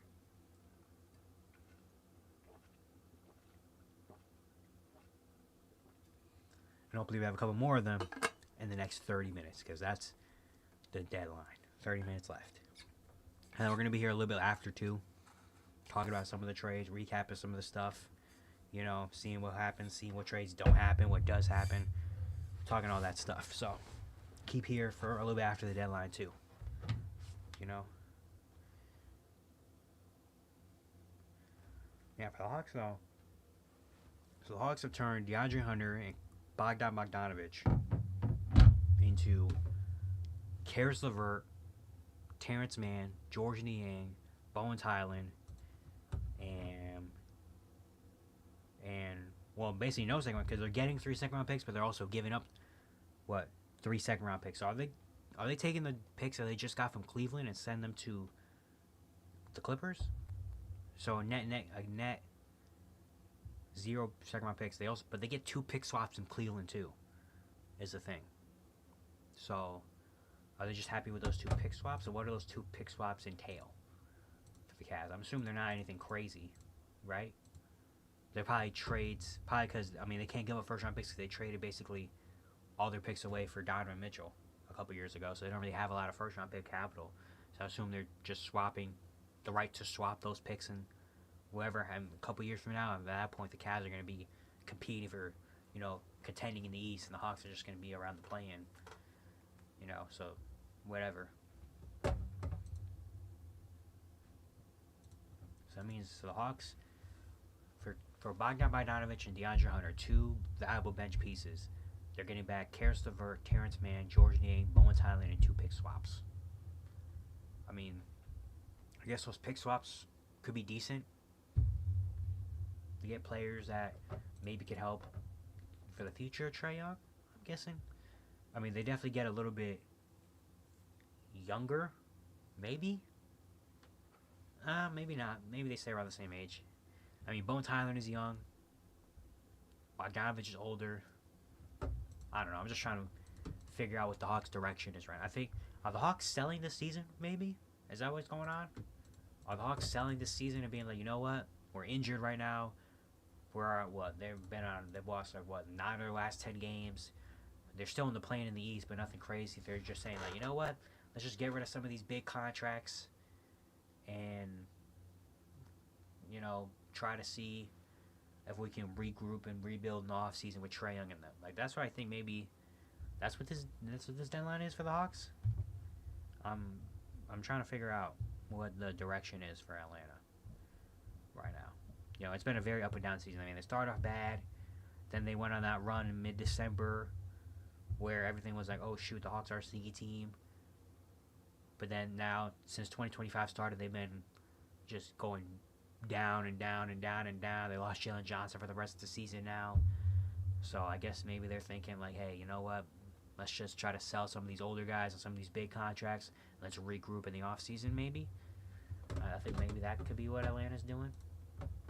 But yeah, still trying to figure that out.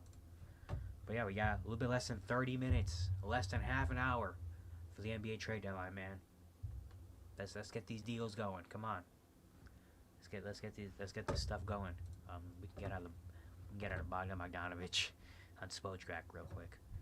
Pete Nance waived by the Philadelphia 76ers. Shout out to Pete Nance, the brother of Larry Nance Jr. Okay.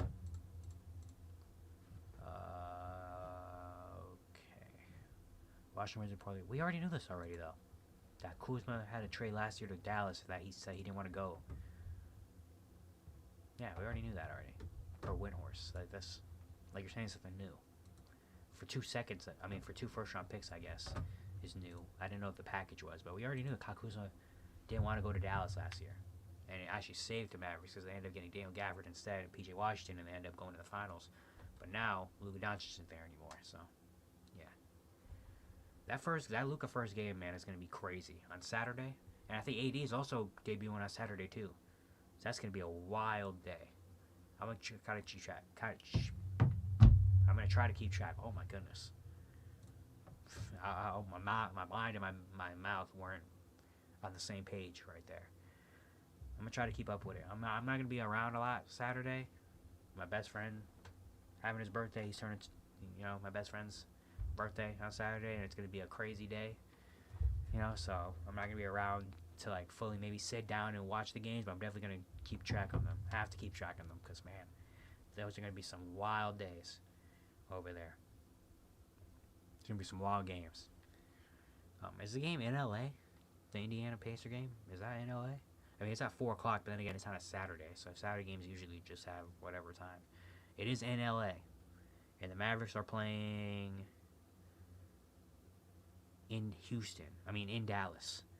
So both gonna be home games too. That's gonna be very interesting. I'm very interested to see the response that Anthony Davis gets when they introduce him in Dallas.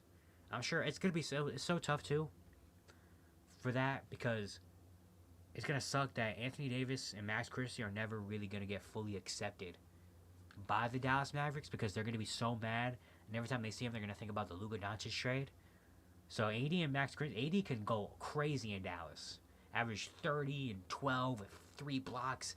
And no one's gonna the Mavericks fans aren't really gonna care because they don't have Luka anymore. Like that's gonna be really tough for those two. Like they're gonna have to be in Dallas, not hated, like unintentionally hated. Like not that Dallas fans don't like Anthony Davis, but it's just that every time they think about AD and Max Christie, they're gonna think about Luka Doncic. Like that's gonna really suck for those two. But yeah, it is what it is, I guess. Alright, we got about a little bit more than about 25-ish minutes left till the NBA trade deadline, man. We had a trade. If you missed it, we had a trade about 15 minutes ago. The Hawks traded Bogdan Bogdanovic to the Clippers for Bogdan Bogdanovic and 3 second-round picks to the Clippers for Terrence Mann and Bones Hyland. We had trades earlier in the stream. The Hawks traded DeAndre Hunter to the Cavaliers for Karis LeVert, George Niang, 3 second-round picks, and a couple pick swaps. And then the first trade that happened in the stream was the Suns traded Yusuf Nurkic and a 2026 first to the Hornets for Cody Martin, Vasilij Micic, and a second-round pick. And we have about 20-something minutes left until the deadline. Damn, Erica Conwu tweeted "Define heartbreak" on the DeAndre Hunter trade, man. Those two have been teammates for their entire careers, man. That sucks.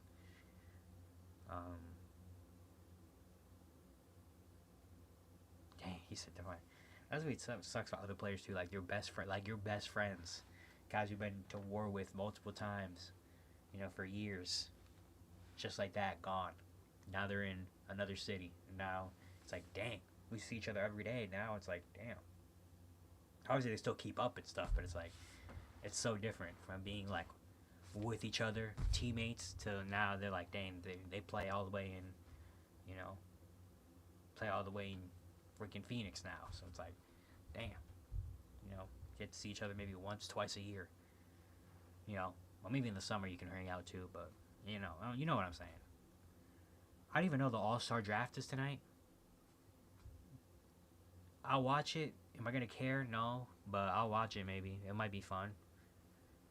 I mean, it'd be Shaq, Kenny, and Chuck, so they always have some laughs and some fun times over there. But like, do I really care? No. Especially the trade deadline day. I don't think anybody's gonna care really.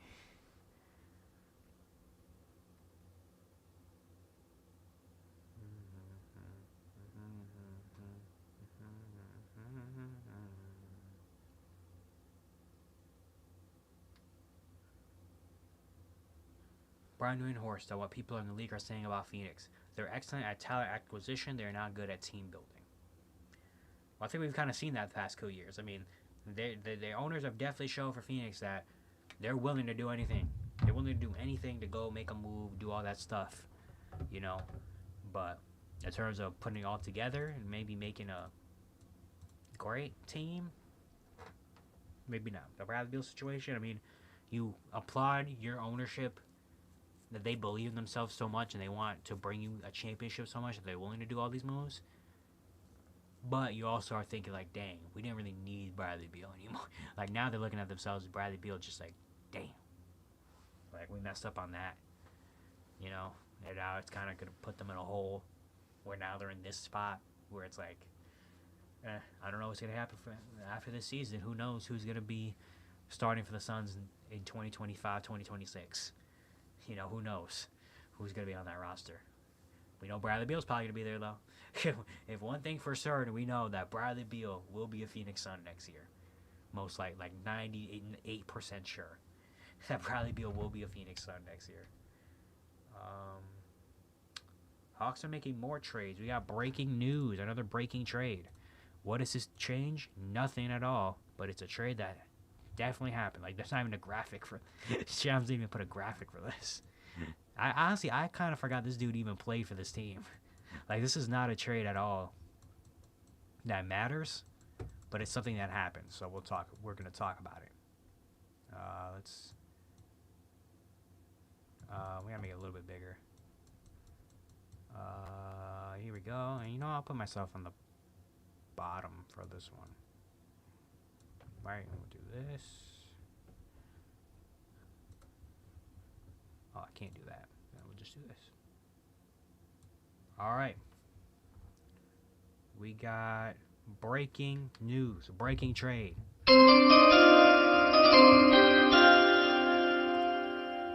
From Shams Charania, the Atlanta Hawks are trading Cody Zeller and Houston's 2028 second-round pick to the Rockets. Has Cody Zeller played a game for the Atlanta Hawks this year? Let's just look at this really quick. I forgot to. Okay, whatever. Cody Zeller has not played a game for the Atlanta Hawks this year. He's yet to suit up due to personal reasons. Okay, I didn't know that. So hopefully Cody Zeller's all right. Hopefully Cody Zeller's doing okay. I didn't know it's for personal reasons. But I guess they're trading. I mean, the Rockets, there's been talks about them needing another center. Maybe it was going to be Robert Williams III. Go get him because Ime Udoka and him have a relationship. But no, they get Cody Zeller, I guess. And they also get their own second-round pick in 3 years back. I guess so. The Hawks are just selling everybody. The Hawks are just trading everybody. It's a fire sale going on in Atlanta right now. Who's next? Clint. Probably Clint Capella's next. But yeah. Blockbuster. Changing the franchises of the Atlanta Hawks and Houston Rockets. Cody Zeller's going to Houston, man. Wow. Never thought I'd see the day. All right. Well, hey, it's a trade at least. And we haven't been getting a lot of those. So the Rockets are getting Cody Zeller. And the Hawks are... Oh, yeah, and they're also getting a 2028 seconds. And what are the Hawks getting in this deal? Nothing? Just cash considerations, probably, getting moved again? Probably cash considerations.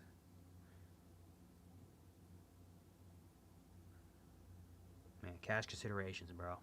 Always getting moved. Every year, it's cash considerations. He just got traded earlier, you know, earlier in the freaking Raptor trade. He got traded by the Thunder, to the Pelicans. He got traded by the freaking Heat to the Raptors. Like, dang, cash considerations. He's getting thrown around, man. When is he ever gonna find a home? You know what I mean? Anyway, we have about a little bit more than 15 minutes left. The final 15 minutes. Almost the final 15 minutes for the NBA trade deadline, man. Well, we got news from Shams Charania. No. We have news from Chris Haynes. My fault. We have news from Chris Haynes.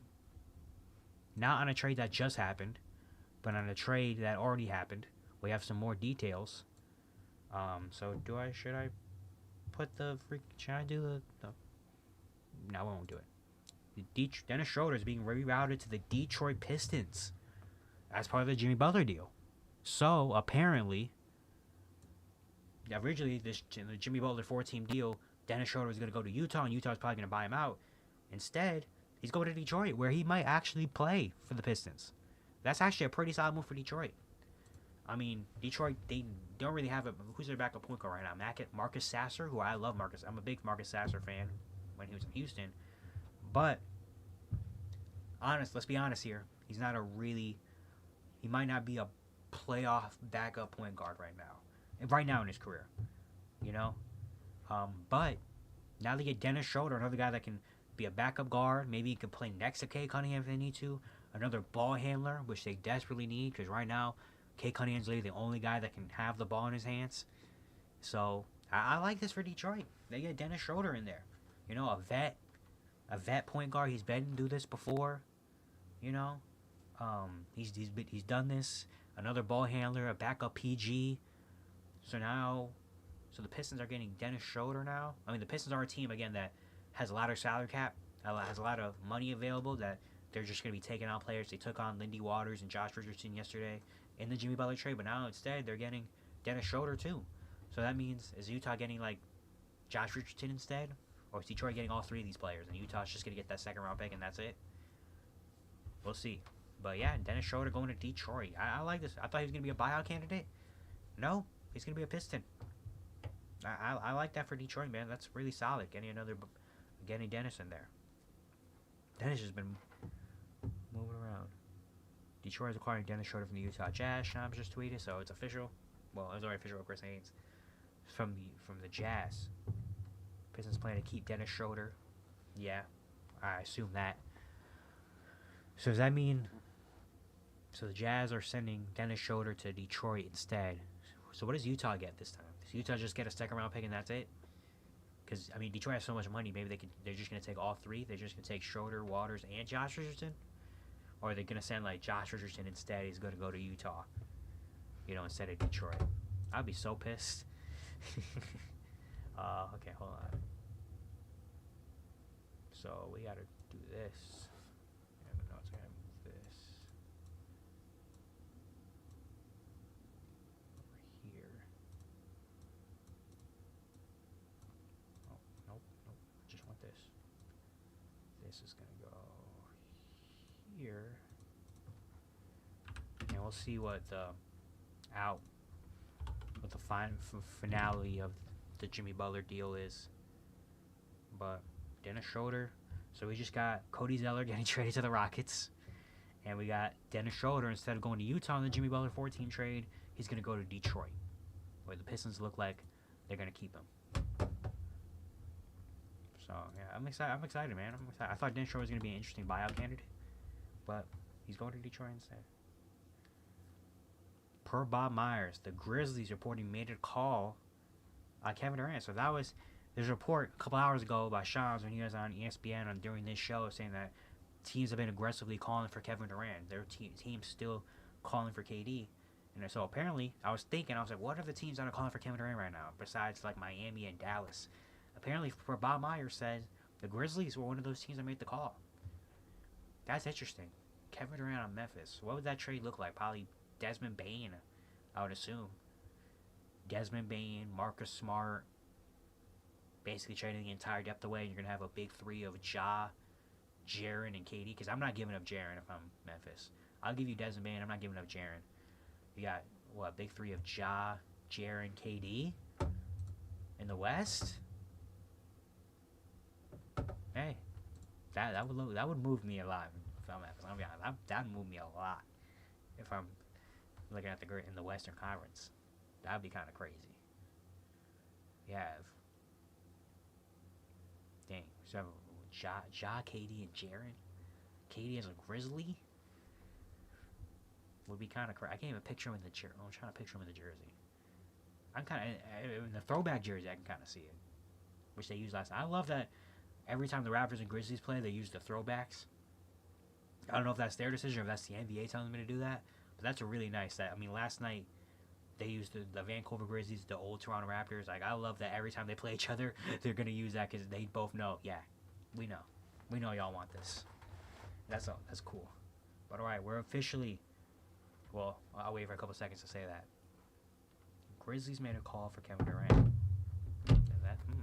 That would have been very fun. KD in Memphis, been kind of crazy.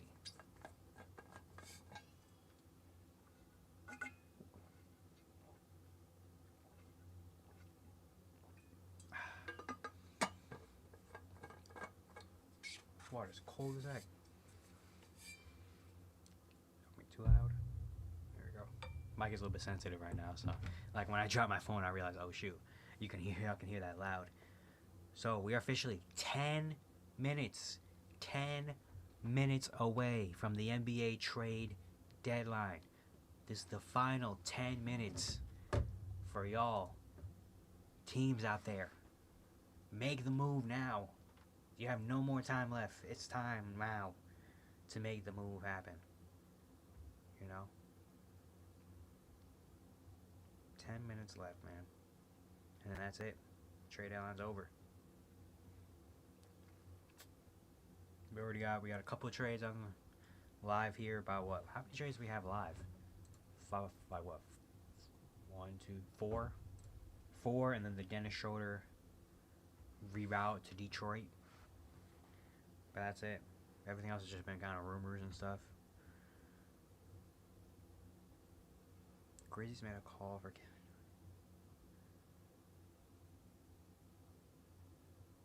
Yeah, definitely. That definitely would have been. Yeah, I'm thinking about Kevin Durant and the Grizzlies right now. I'm sorry. I'm thinking about that report now. Kevin Durant in Memphis. What would Memphis? I mean that has to be Desmond Bain as the focal point. The Grizzlies do have picks. Desmond Bain, a couple firsts. You give up Desmond, Marcus Smart, Luke Kennard. What would make the money match is what I'm thinking of. I would go to Fanspo right now, but I might do that later. I'm not going to do that right now. I'm just thinking about a Kevin Durant Memphis trade.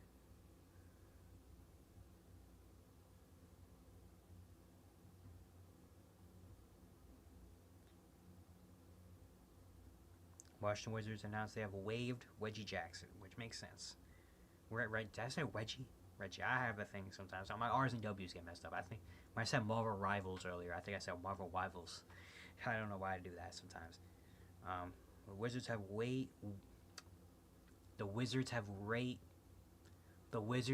waived Reggie Jackson, which makes sense. Now he's gonna go to a playoff team probably. Might go back to Denver. Go back to Denver.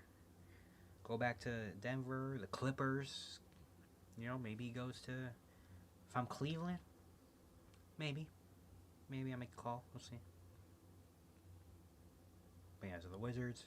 If you don't know, the Wizards earlier today, the Sixers. He was on the Sixers. The Sixers traded him and a future first-round pick to Washington for Jared Butler in 4 seconds for some more cap flexibility, and giving up a first. You're gonna got 4 seconds back, and now it looks like the Wizards are waiving Reggie, so now he gets to go be on a playoff team.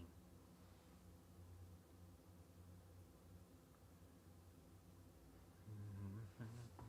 7 minutes away, man. 7 more minutes. Is anything gonna happen in these last 7 minutes? I assume at least something's gonna happen. Maybe nothing big, but I assume something's gonna happen for these next 7 minutes.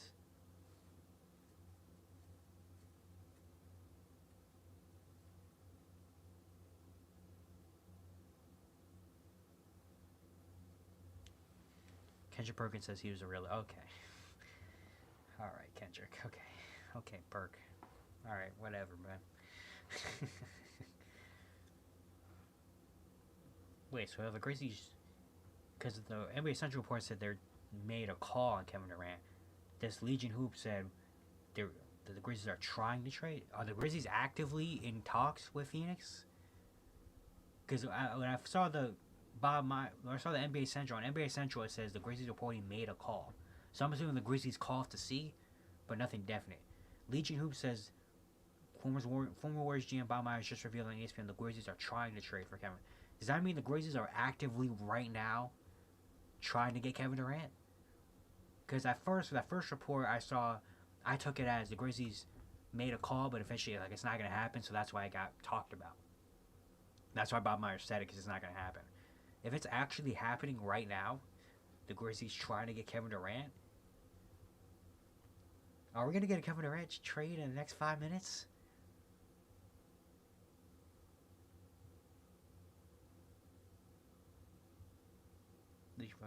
Katie already said no.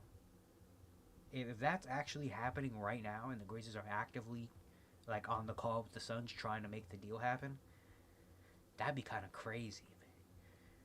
That has to be what? Literally Desmond Bane, Marcus Smart, Luke Kennard, couple firsts. That would be wild, man. That would be wild. Katie in Memphis. 5 minutes. We have 5 minutes. Final 5 to the NBA trade deadline. To the 3 o'clock timer. Oh my god, I got so... Oh my god, bro. I got... Okay, hold on. You understand why I just almost had a heart attack. Hold on, wait a minute. I gotta pull this off. Okay, hold on. Let's make it we'll do this, sure. Alright, we have a live breaking trade. 4 minutes left of the deadline.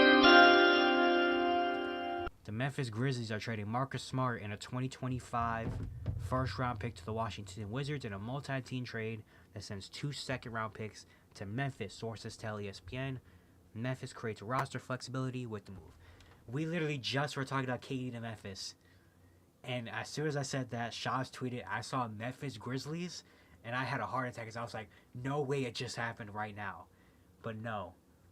They traded him. So Marcus Smart, we already knew Marcus Smart was probably getting moved. There's been a lot of talk that the Grizzlies are trying to get rid of Marcus Smart's contract, roster flexibility. And so Marcus Smart ends up going to the Wizards. Apparently it's a multi-team deal.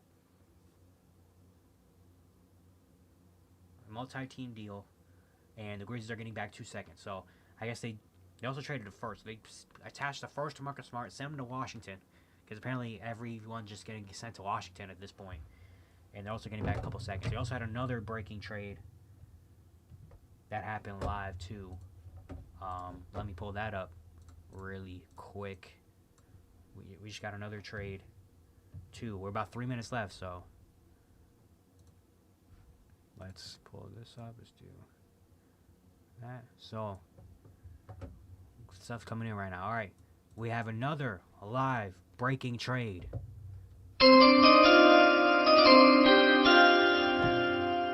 By Shams Charania, the LA Clippers are trading Kevin Porter Jr. to the Milwaukee Bucks for MarJon Beauchamp. So the Clippers just traded for Bogdan Bogdanovic about a couple minutes ago, and now they're coming in and getting MarJon Beauchamp. They're trading away Kevin Porter Jr. I guess they assume the KPJ Bogdanovic stuff wouldn't really work out. The Bucks acquired Kevin Porter, which is interesting because actually I think the original trade, when Kevin Porter Jr. got drafted, I think that was the Bucks that had the draft pick, and the Bucks traded him to the Cavs for a couple 4 seconds, and now it flips all the way around where he goes back to Milwaukee. I think that's how it went. And MarJon Beauchamp was kind of just sitting on the Milwaukee Bucks bench, doing nothing. Probably wasn't going to get an extension. Now he gets to go to the Clippers, where maybe the Clippers play him. And the Bucks are getting Kevin Porter Jr. some offensive firepower, some scoring off the bench. That's not horrible for them. So yeah, we had 2 trades just break down right now with 2 minutes left at the deadline. We got another trade actually that just broke right now. Okay, we're in the last 2 minutes now. Everything's starting to happen. We have another live breaking trade. I think this might be a part of the Marcus Smart deal.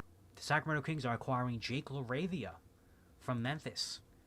Jake LaRavia has actually been having a really good season. He's a second-year player, I want to say, for the Grizzlies. Second or third-year player for the Memphis Grizzlies.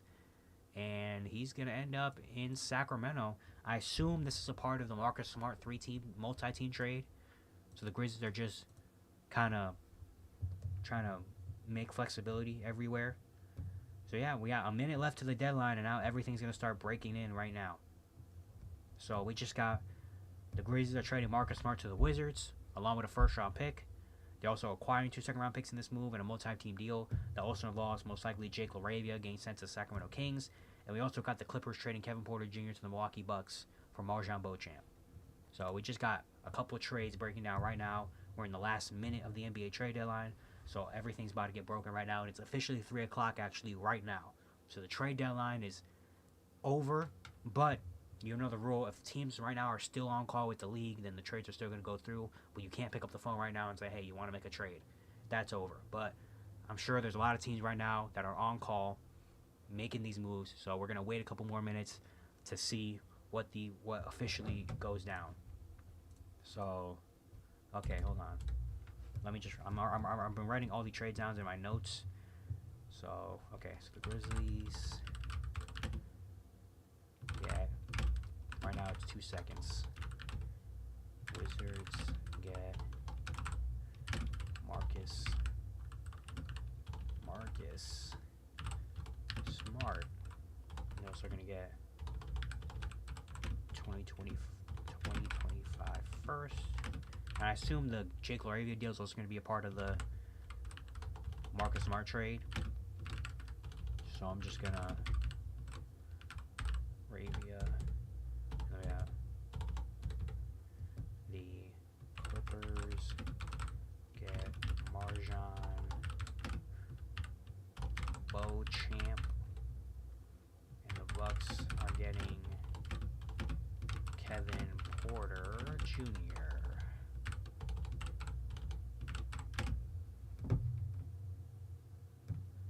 We got another, this is the final. So teams right now are just getting the final trades in. We got another trade that just happened right now. Another live breaking trade. From Shams Charania, the Indiana Pacers are trading James Wiseman in cash to the Toronto Raptors. So does ESPN. So James Wiseman's out for the rest of the season. Torn ACL, he tore his ACL or Achilles in his first game of the season.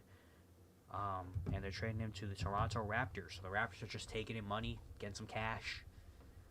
Yeah. So these are, like I said, this is the final couple moves where right now everyone's on call with the league trying to make the trades official. So you're probably, for the next couple minutes, going to see some breaking trades go down just right now. So, yeah. Still waiting to see what that trade is going to be for Marcus Smart. What that 3-teamer is going to get. I assume the Kings are going to be involved with Jake LaRavia going somewhere. Raptors get James Wiseman, cash. Pacers get, we don't know yet. We got some more, and this is not a live trade, but this is some news from Chris Haynes. So this is not a breaking trade. There's some news from Chris Haynes that just tweeted, Golden State Warriors are done with trades. Sources say look for them to be aggressive in the buyout market. So the Warriors are not. There's been a lot of reports about maybe Nikola Vucevic or another trade happening now. You know, with No more flexibility, all that stuff. But it looks like no, the Warriors are done moves.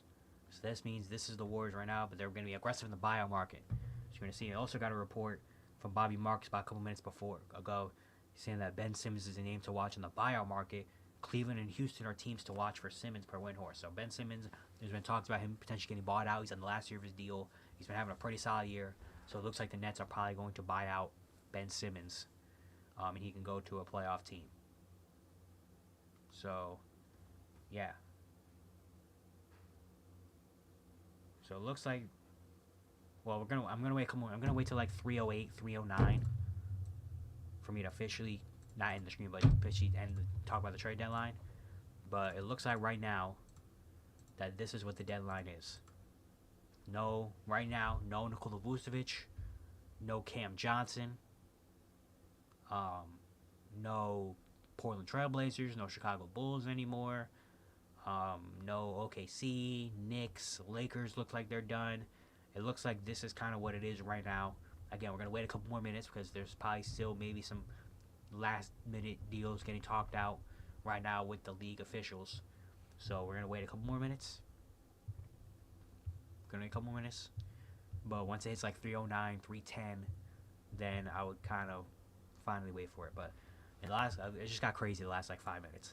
So what happened in the last couple minutes, in case you missed it? So the Grizzlies are trading Marcus Smart in a 2025 first to the Wizards in a multi-team deal, and they're also getting back 2 seconds in this trade. The Kings are also acquiring Jake LaRavia, so I assume that's going to be what the trade is. That's a part of one big package. The Clippers are trading Kevin Porter Jr. to the Bucks for Marjon Beauchamp, and the Pacers are trading James Wiseman and some cash to the Toronto Raptors, just kind of dumping off some money. And now it looks like the buyout market. Shams posted, Porter said the Suns are not moving Kevin Durant. So Kevin Durant does not get moved, which I assumed. I said it multiple times on the stream. If it wasn't going to be the Warriors last night, and after the Jimmy Butler move, it looked like things are dead. So Kevin Durant is still going to be a Phoenix Sun. The Suns not making any big time moves. They do not get Jimmy Butler. They do not trade Kevin Durant. Do not trade Bradley Beal.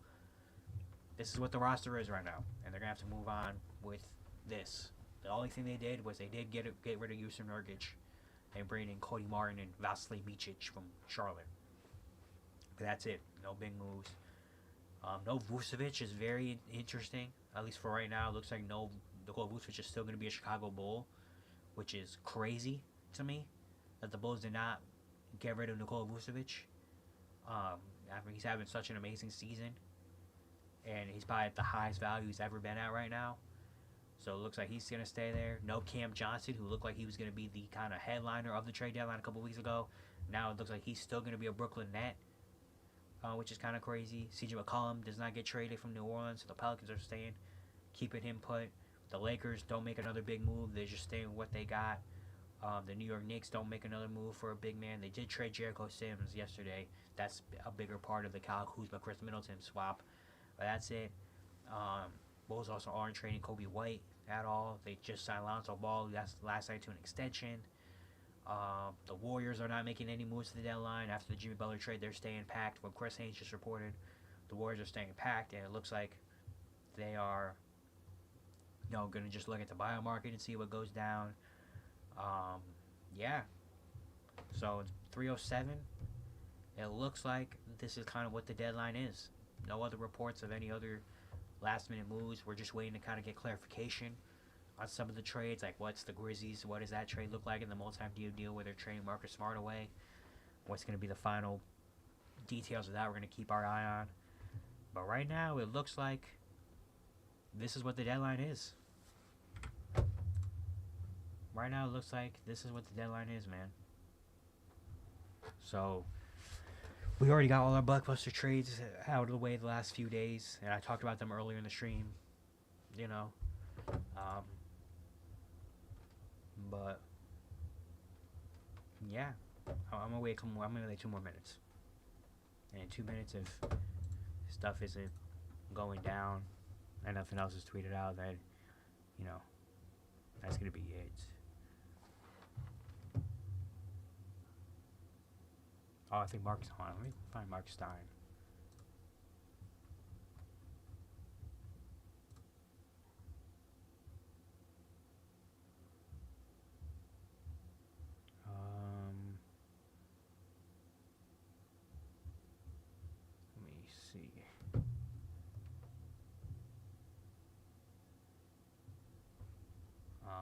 I'm sorry, wait, okay. I gotta go Mark Stein. Mark Stein. He has a lot of things.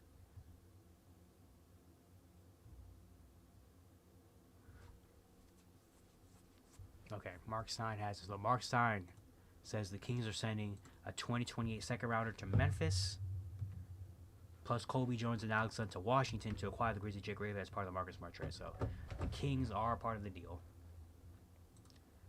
The Kings are acquiring Jake LaRavia. The Grizzlies are getting 2 seconds, one from the Kings, and Kobe. And the Wizards are getting Marcus Smart, Colby Jones, and Alex Len is going to Washington. And they're getting, yeah, okay.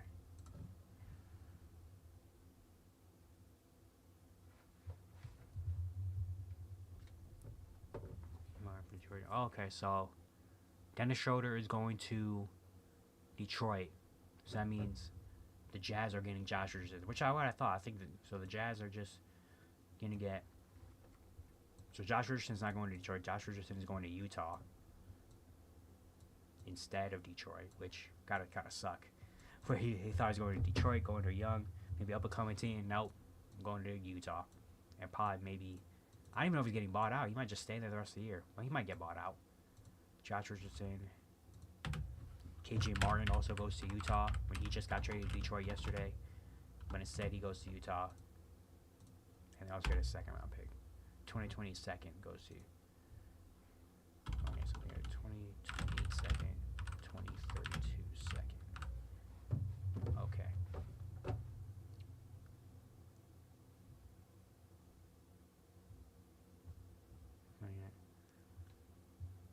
All right.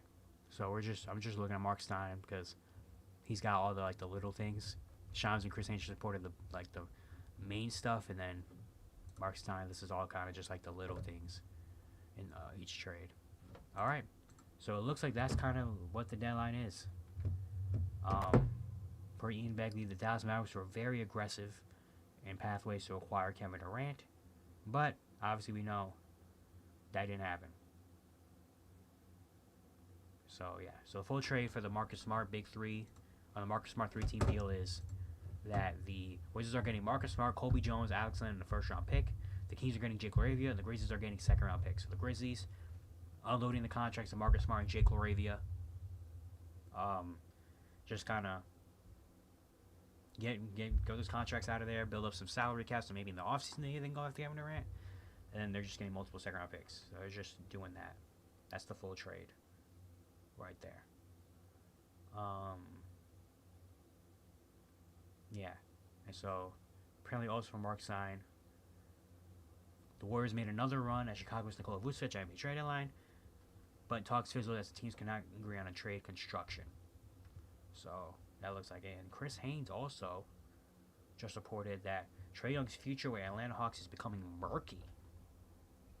Hold on, I might have to go look at that. What does that mean? Go notification. Okay.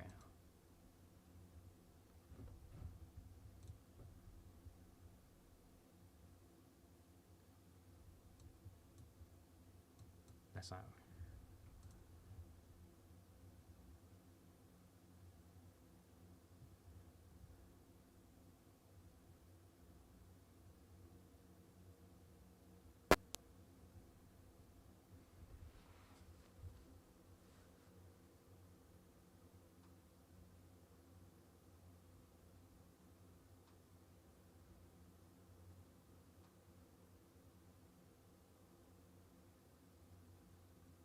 Sorry, I'm listening to what Chris Haynes saying about Trae Young.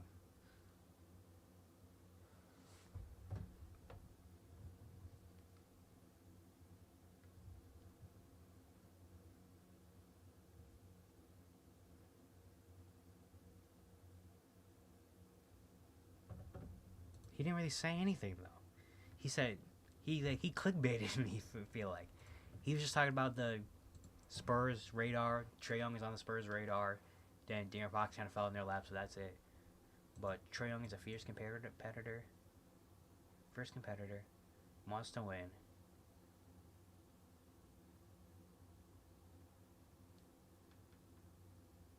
direction of the Hawks is very unique. They know where he stands, what he wants to accomplish, and then the Spurs stuff. So that, honestly, he didn't really say anything in that. He just said he wants to win. The Hawks' direction is kind of unique, and he's tweeting out becoming murky. Does he have more stuff that we don't know about Trae Young? And Trae Young's not really happy in Atlanta? Like, does he have more? Because he didn't really say anything in that clip. All he said was he wants to win, the Hawks' direction is unique, and he was on the Spurs' radar, which we already kind of knew that already. You know? So, yeah. But anyway, it's 3:14, so it looks like this is kind of what the NBA trade deadline is. So, the NBA trade deadline is over. The trade deadline is over. Here are the moves that happened at the deadline and how I feel about them. We already talked about the Luka trade. We're not going to talk about the Luka or De'Aaron Fox move. We're going to talk about that. I did a whole video talking about the Jimmy Butler trade, so if you want my full in-depth details, you can go back. But Jimmy Butler got traded. I also made a whole video about the Kyle Kuzma, Chris Middleton swap. You can go back and watch that on the channel too. So, for trades that happened not live, but yesterday and this morning, we had the Jimmy Butler 4-team deal, where the Warriors get Jimmy Butler, the Heat are getting Andrew Wiggins, Kyle Anderson, 2025 top 10 protected first. The Pistons are getting Lindy Waters. They're now getting Dennis Schroeder, and they're getting a couple seconds. And the Jazz are now getting Josh Richardson, KJ Martin, 2028 second, 2032 second in that deal. The Warriors getting another guy in Jimmy Butler that we know could be a star over there. They also signed him to the 2-year extension. So it looks like the Warriors are going all in on Jimmy Butler. And the Heat also get a nice package back of Andrew Wiggins, who can help them right now. Also get a 2025 protected first. The Pistons end up getting Dennis Schroeder in this deal, which I really like for Detroit.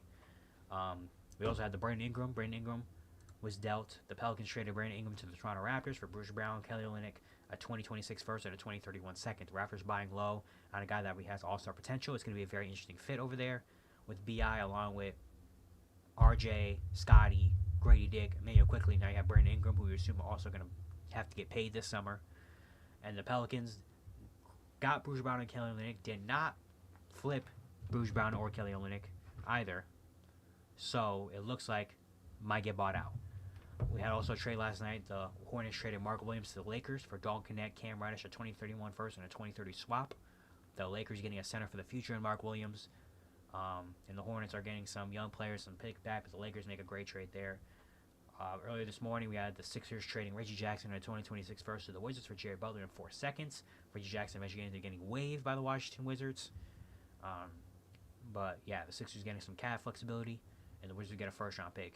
Then the Heat trade PJ Tucker, who they acquired in the Jimmy Butler trade, a second-round pick, some cash to the Toronto Raptors for Davion Mitchell. The Heat getting a gritty point guard that fits kind of their style and Davion Mitchell, and the Raptors probably going to buy out PJ Tucker.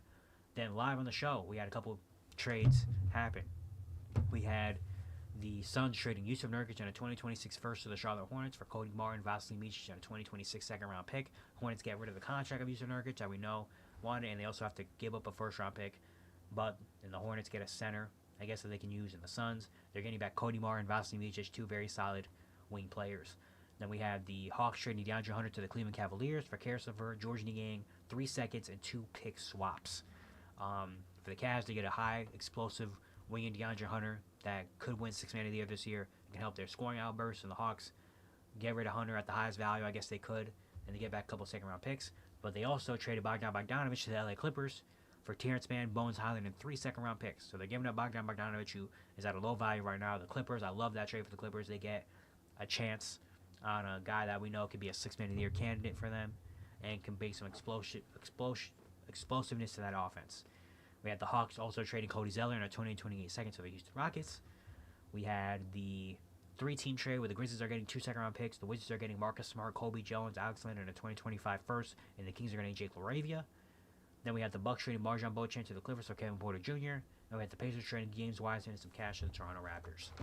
That was what happened live on the show. So, quickly, some winners and losers right off the cuff. The Lakers have to be a big winner of the deadline. They might have to be the winner of the deadline. I mean, the Lakers, for you to get Luka Doncic in your lap, out of nowhere, getting Luka Doncic in your lap and completely changing the future of the franchise, going from being a team that looked like the future was going to be very murky with no AD, with no LeBron, and with AD just around and waiting for the future. Now you get a guy in Luka Doncic, for the next 10, 15 years are going to be at the top of the league. And going to have so many chances now with Luka. And you also going to get Mark Williams, a center that also is 23 years old and can fit right in with Luka Doncic as well. They've completely changed the future and the outlook on the LA Lakers. Where this is not a move just for this year, but this is a move for the next 10 years to be competitive. We have our future star now. So now when LeBron leaves, we don't have to worry about what the future is going to be because we have Luka Doncic. And now we can start building around him. The Lakers have to be a huge, huge, huge winner of the NBA trade deadline. Probably the winner of the NBA trade deadline. Looking around at these trades, another winner, I would assume. I think the Cleveland Cavaliers are a winner of the deadline. You know, getting DeAndre Hunter kind of going all in on this team that is 41-10 right now at the top of the NBA. Getting DeAndre Hunter, a high explosive wing for not really anything crazy, and Karis LeVert, Georges Niang, but upgrading those two basically to get DeAndre Hunter is a big win. I think the Clippers are a big winner of the deadline too. Getting Bogdan Bogdanovic without having to give up anything, I think is really nice. Another winner of the deadline, I think. Another winner of the deadline, honestly, maybe the Miami Heat might be a winner of the deadline. I mean, they get rid of Jimmy Butler. They're bringing Andrew Wiggins. That's probably the best player you can get for Jimmy Butler. Andrew Wiggins, you get a top 10 protected first. You finally get that kind of monkey off your shoulder. Now you can go out and hoop. You also are getting Davion Mitchell. Like, I think that's a really big... I think the Heat are a winner in this deadline. The Sacramento Kings also maybe could be a winner of the deadline. I mean, you are giving up De'Aaron Fox. You do get Zach LaVine. Jonas Valanciunas you also acquired yesterday. You're also getting Jake LaRavia, energy wing. I think that's pretty nice for the Kings. You know, even though you do give up De'Aaron Fox, you do give up the best player, but you get back some things that could still make it competitive. Yeah, I think that's winners. Losers of the deadline. Some losers of the deadline, I think, are Phoenix Suns. You don't get Jimmy Butler. Bradley Beal is still around. You do get Nurkic off your team for some decent players. You don't trade Kevin Durant. Looks like there's some toxicity going on in Phoenix right now. The locker room might be a little bit kind of all over the place. I think that's a loser. I think the Chicago Bulls are a big loser of the deadline too. Not giving up Nikola Vucevic when he's at the highest level of where he's been playing after the past couple of years, and not getting it and keeping him and not getting anything from him is crazy. You already traded Zach LaVine basically kind of for nothing for a couple bench players that probably aren't going to be on the team next year and your own first round pick back, and then you don't trade Nikola Vucevic, you don't trade Kobe White. Extending Lonzo Ball, I guess, is solid, and just not really much going on there. I think that's a loss. The Chicago Bulls. Are the Atlanta Hawks a loser of the deadline? I'm not really sure if the Atlanta Hawks are a loser of the deadline. They gave up DeAndre Hunter, gave up Bogdan Bogdanovic, gave up Cody Zeller, did not trade Clint Capella, and for those three players, you get back Karis LeVert, Terrence Mann, Georges Niang, Bones Hyland, and 2 pick swaps because you got 3 seconds from Cleveland and then you gave up 3 seconds to the Clippers. So I don't really know if the Hawks, are they a winner or a loser? I'm not really sure. They might be a loser just because we don't really know the direction of what the Atlanta Hawks are going for. And now Chris Haynes is reporting saying that Trae Young's situation, Trae Young's future is a little bit kind of in question and murky. So the Atlanta Hawks might be a loser of the deadline just because we don't know what the future is for Atlanta. You know? Other teams that might be losers of the deadline. Trying to think. Maybe.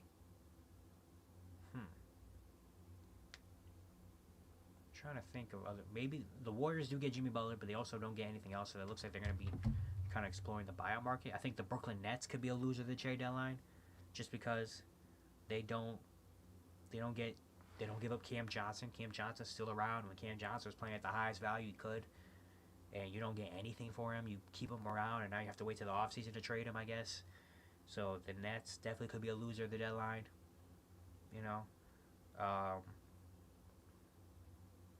I don't know if there's any other loser really I'm thinking of. You know, maybe. The Pelicans could be a loser. They do give up Brandon Ingram. Now you look like you have to buy out Bruce Brown and Kelly Olynyk. You also get a first though, but you don't not giving up CJ McCollum.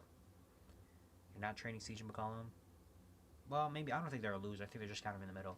But some winners early: the Lakers, I think our big winner, I think the Miami Heat could potentially look like they're going to be a winner. The Cleveland Cavaliers look like a winner at the deadline. And the Sacramento Kings could be a winner. And the Clippers too. Clippers could be a winner of the deadline. Maybe not the Kings, but the Clippers. I'll say Lakers are a winner. The Heat are a winner. The Clippers are a winner. And the what other team did I just say? What other team did I just said another team? I said the Heat, the Lakers, the Heat, the Kings. No, the Lakers, the Heat, the Clippers, and the Cavaliers. I think are winners of the deadline. Losers of the deadline, I think, are the Phoenix Suns, the Atlanta Hawks, and the Suns, the Hawks, and I think the Brooklyn Nets, the Chicago Bulls. The Chicago Bulls are losers of the trade deadline. Bulls, Hawks. Oh my God, why is there so? I'm sorry. I don't know why. There's so many teams in my head. Okay. Winners of the trade deadline: the LA Lakers, the LA Clippers, the Cleveland Cavaliers, and the Miami Heat. I think are winners of the deadline. Losers of the deadline, I think, are the Phoenix Suns, the Chicago Bulls, and the Atlanta Hawks. That's all I had to say. Those are winners and losers of the deadline. Very interesting stuff. Turn this into a whole YouTube video, and I think that's probably gonna be about it for the deadline. We live here, we reacted, we got some live trades, some live news, all this stuff going down. You know, we got a lot of stuff. So, yeah, that's gonna be it for today. Hope you guys enjoy. Thank you all for coming around. If you were here live, if you're watching this on the VOD or in the video that I made on YouTube, what's up? If you do like the content around here, consider subscribing, liking, turn notifications to all stuff like that. I really appreciate it a lot. All the links down below in the description below. And yeah, it looks like that's about to be it. So let's get the music going. Let's see. I'm trying to get the music going here.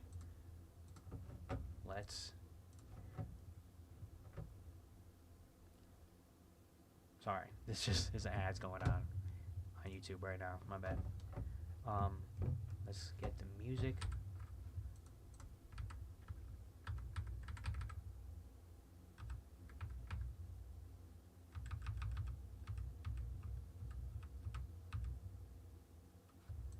Alright, here we go. Let's get the music going. I appreciate every single one of you coming out and watching this. If you're watching live, if you're watching later, thank you all so much. I appreciate it. Subscribe, like, turn notifications, all stuff like that. I really appreciate it a lot. We'll be live here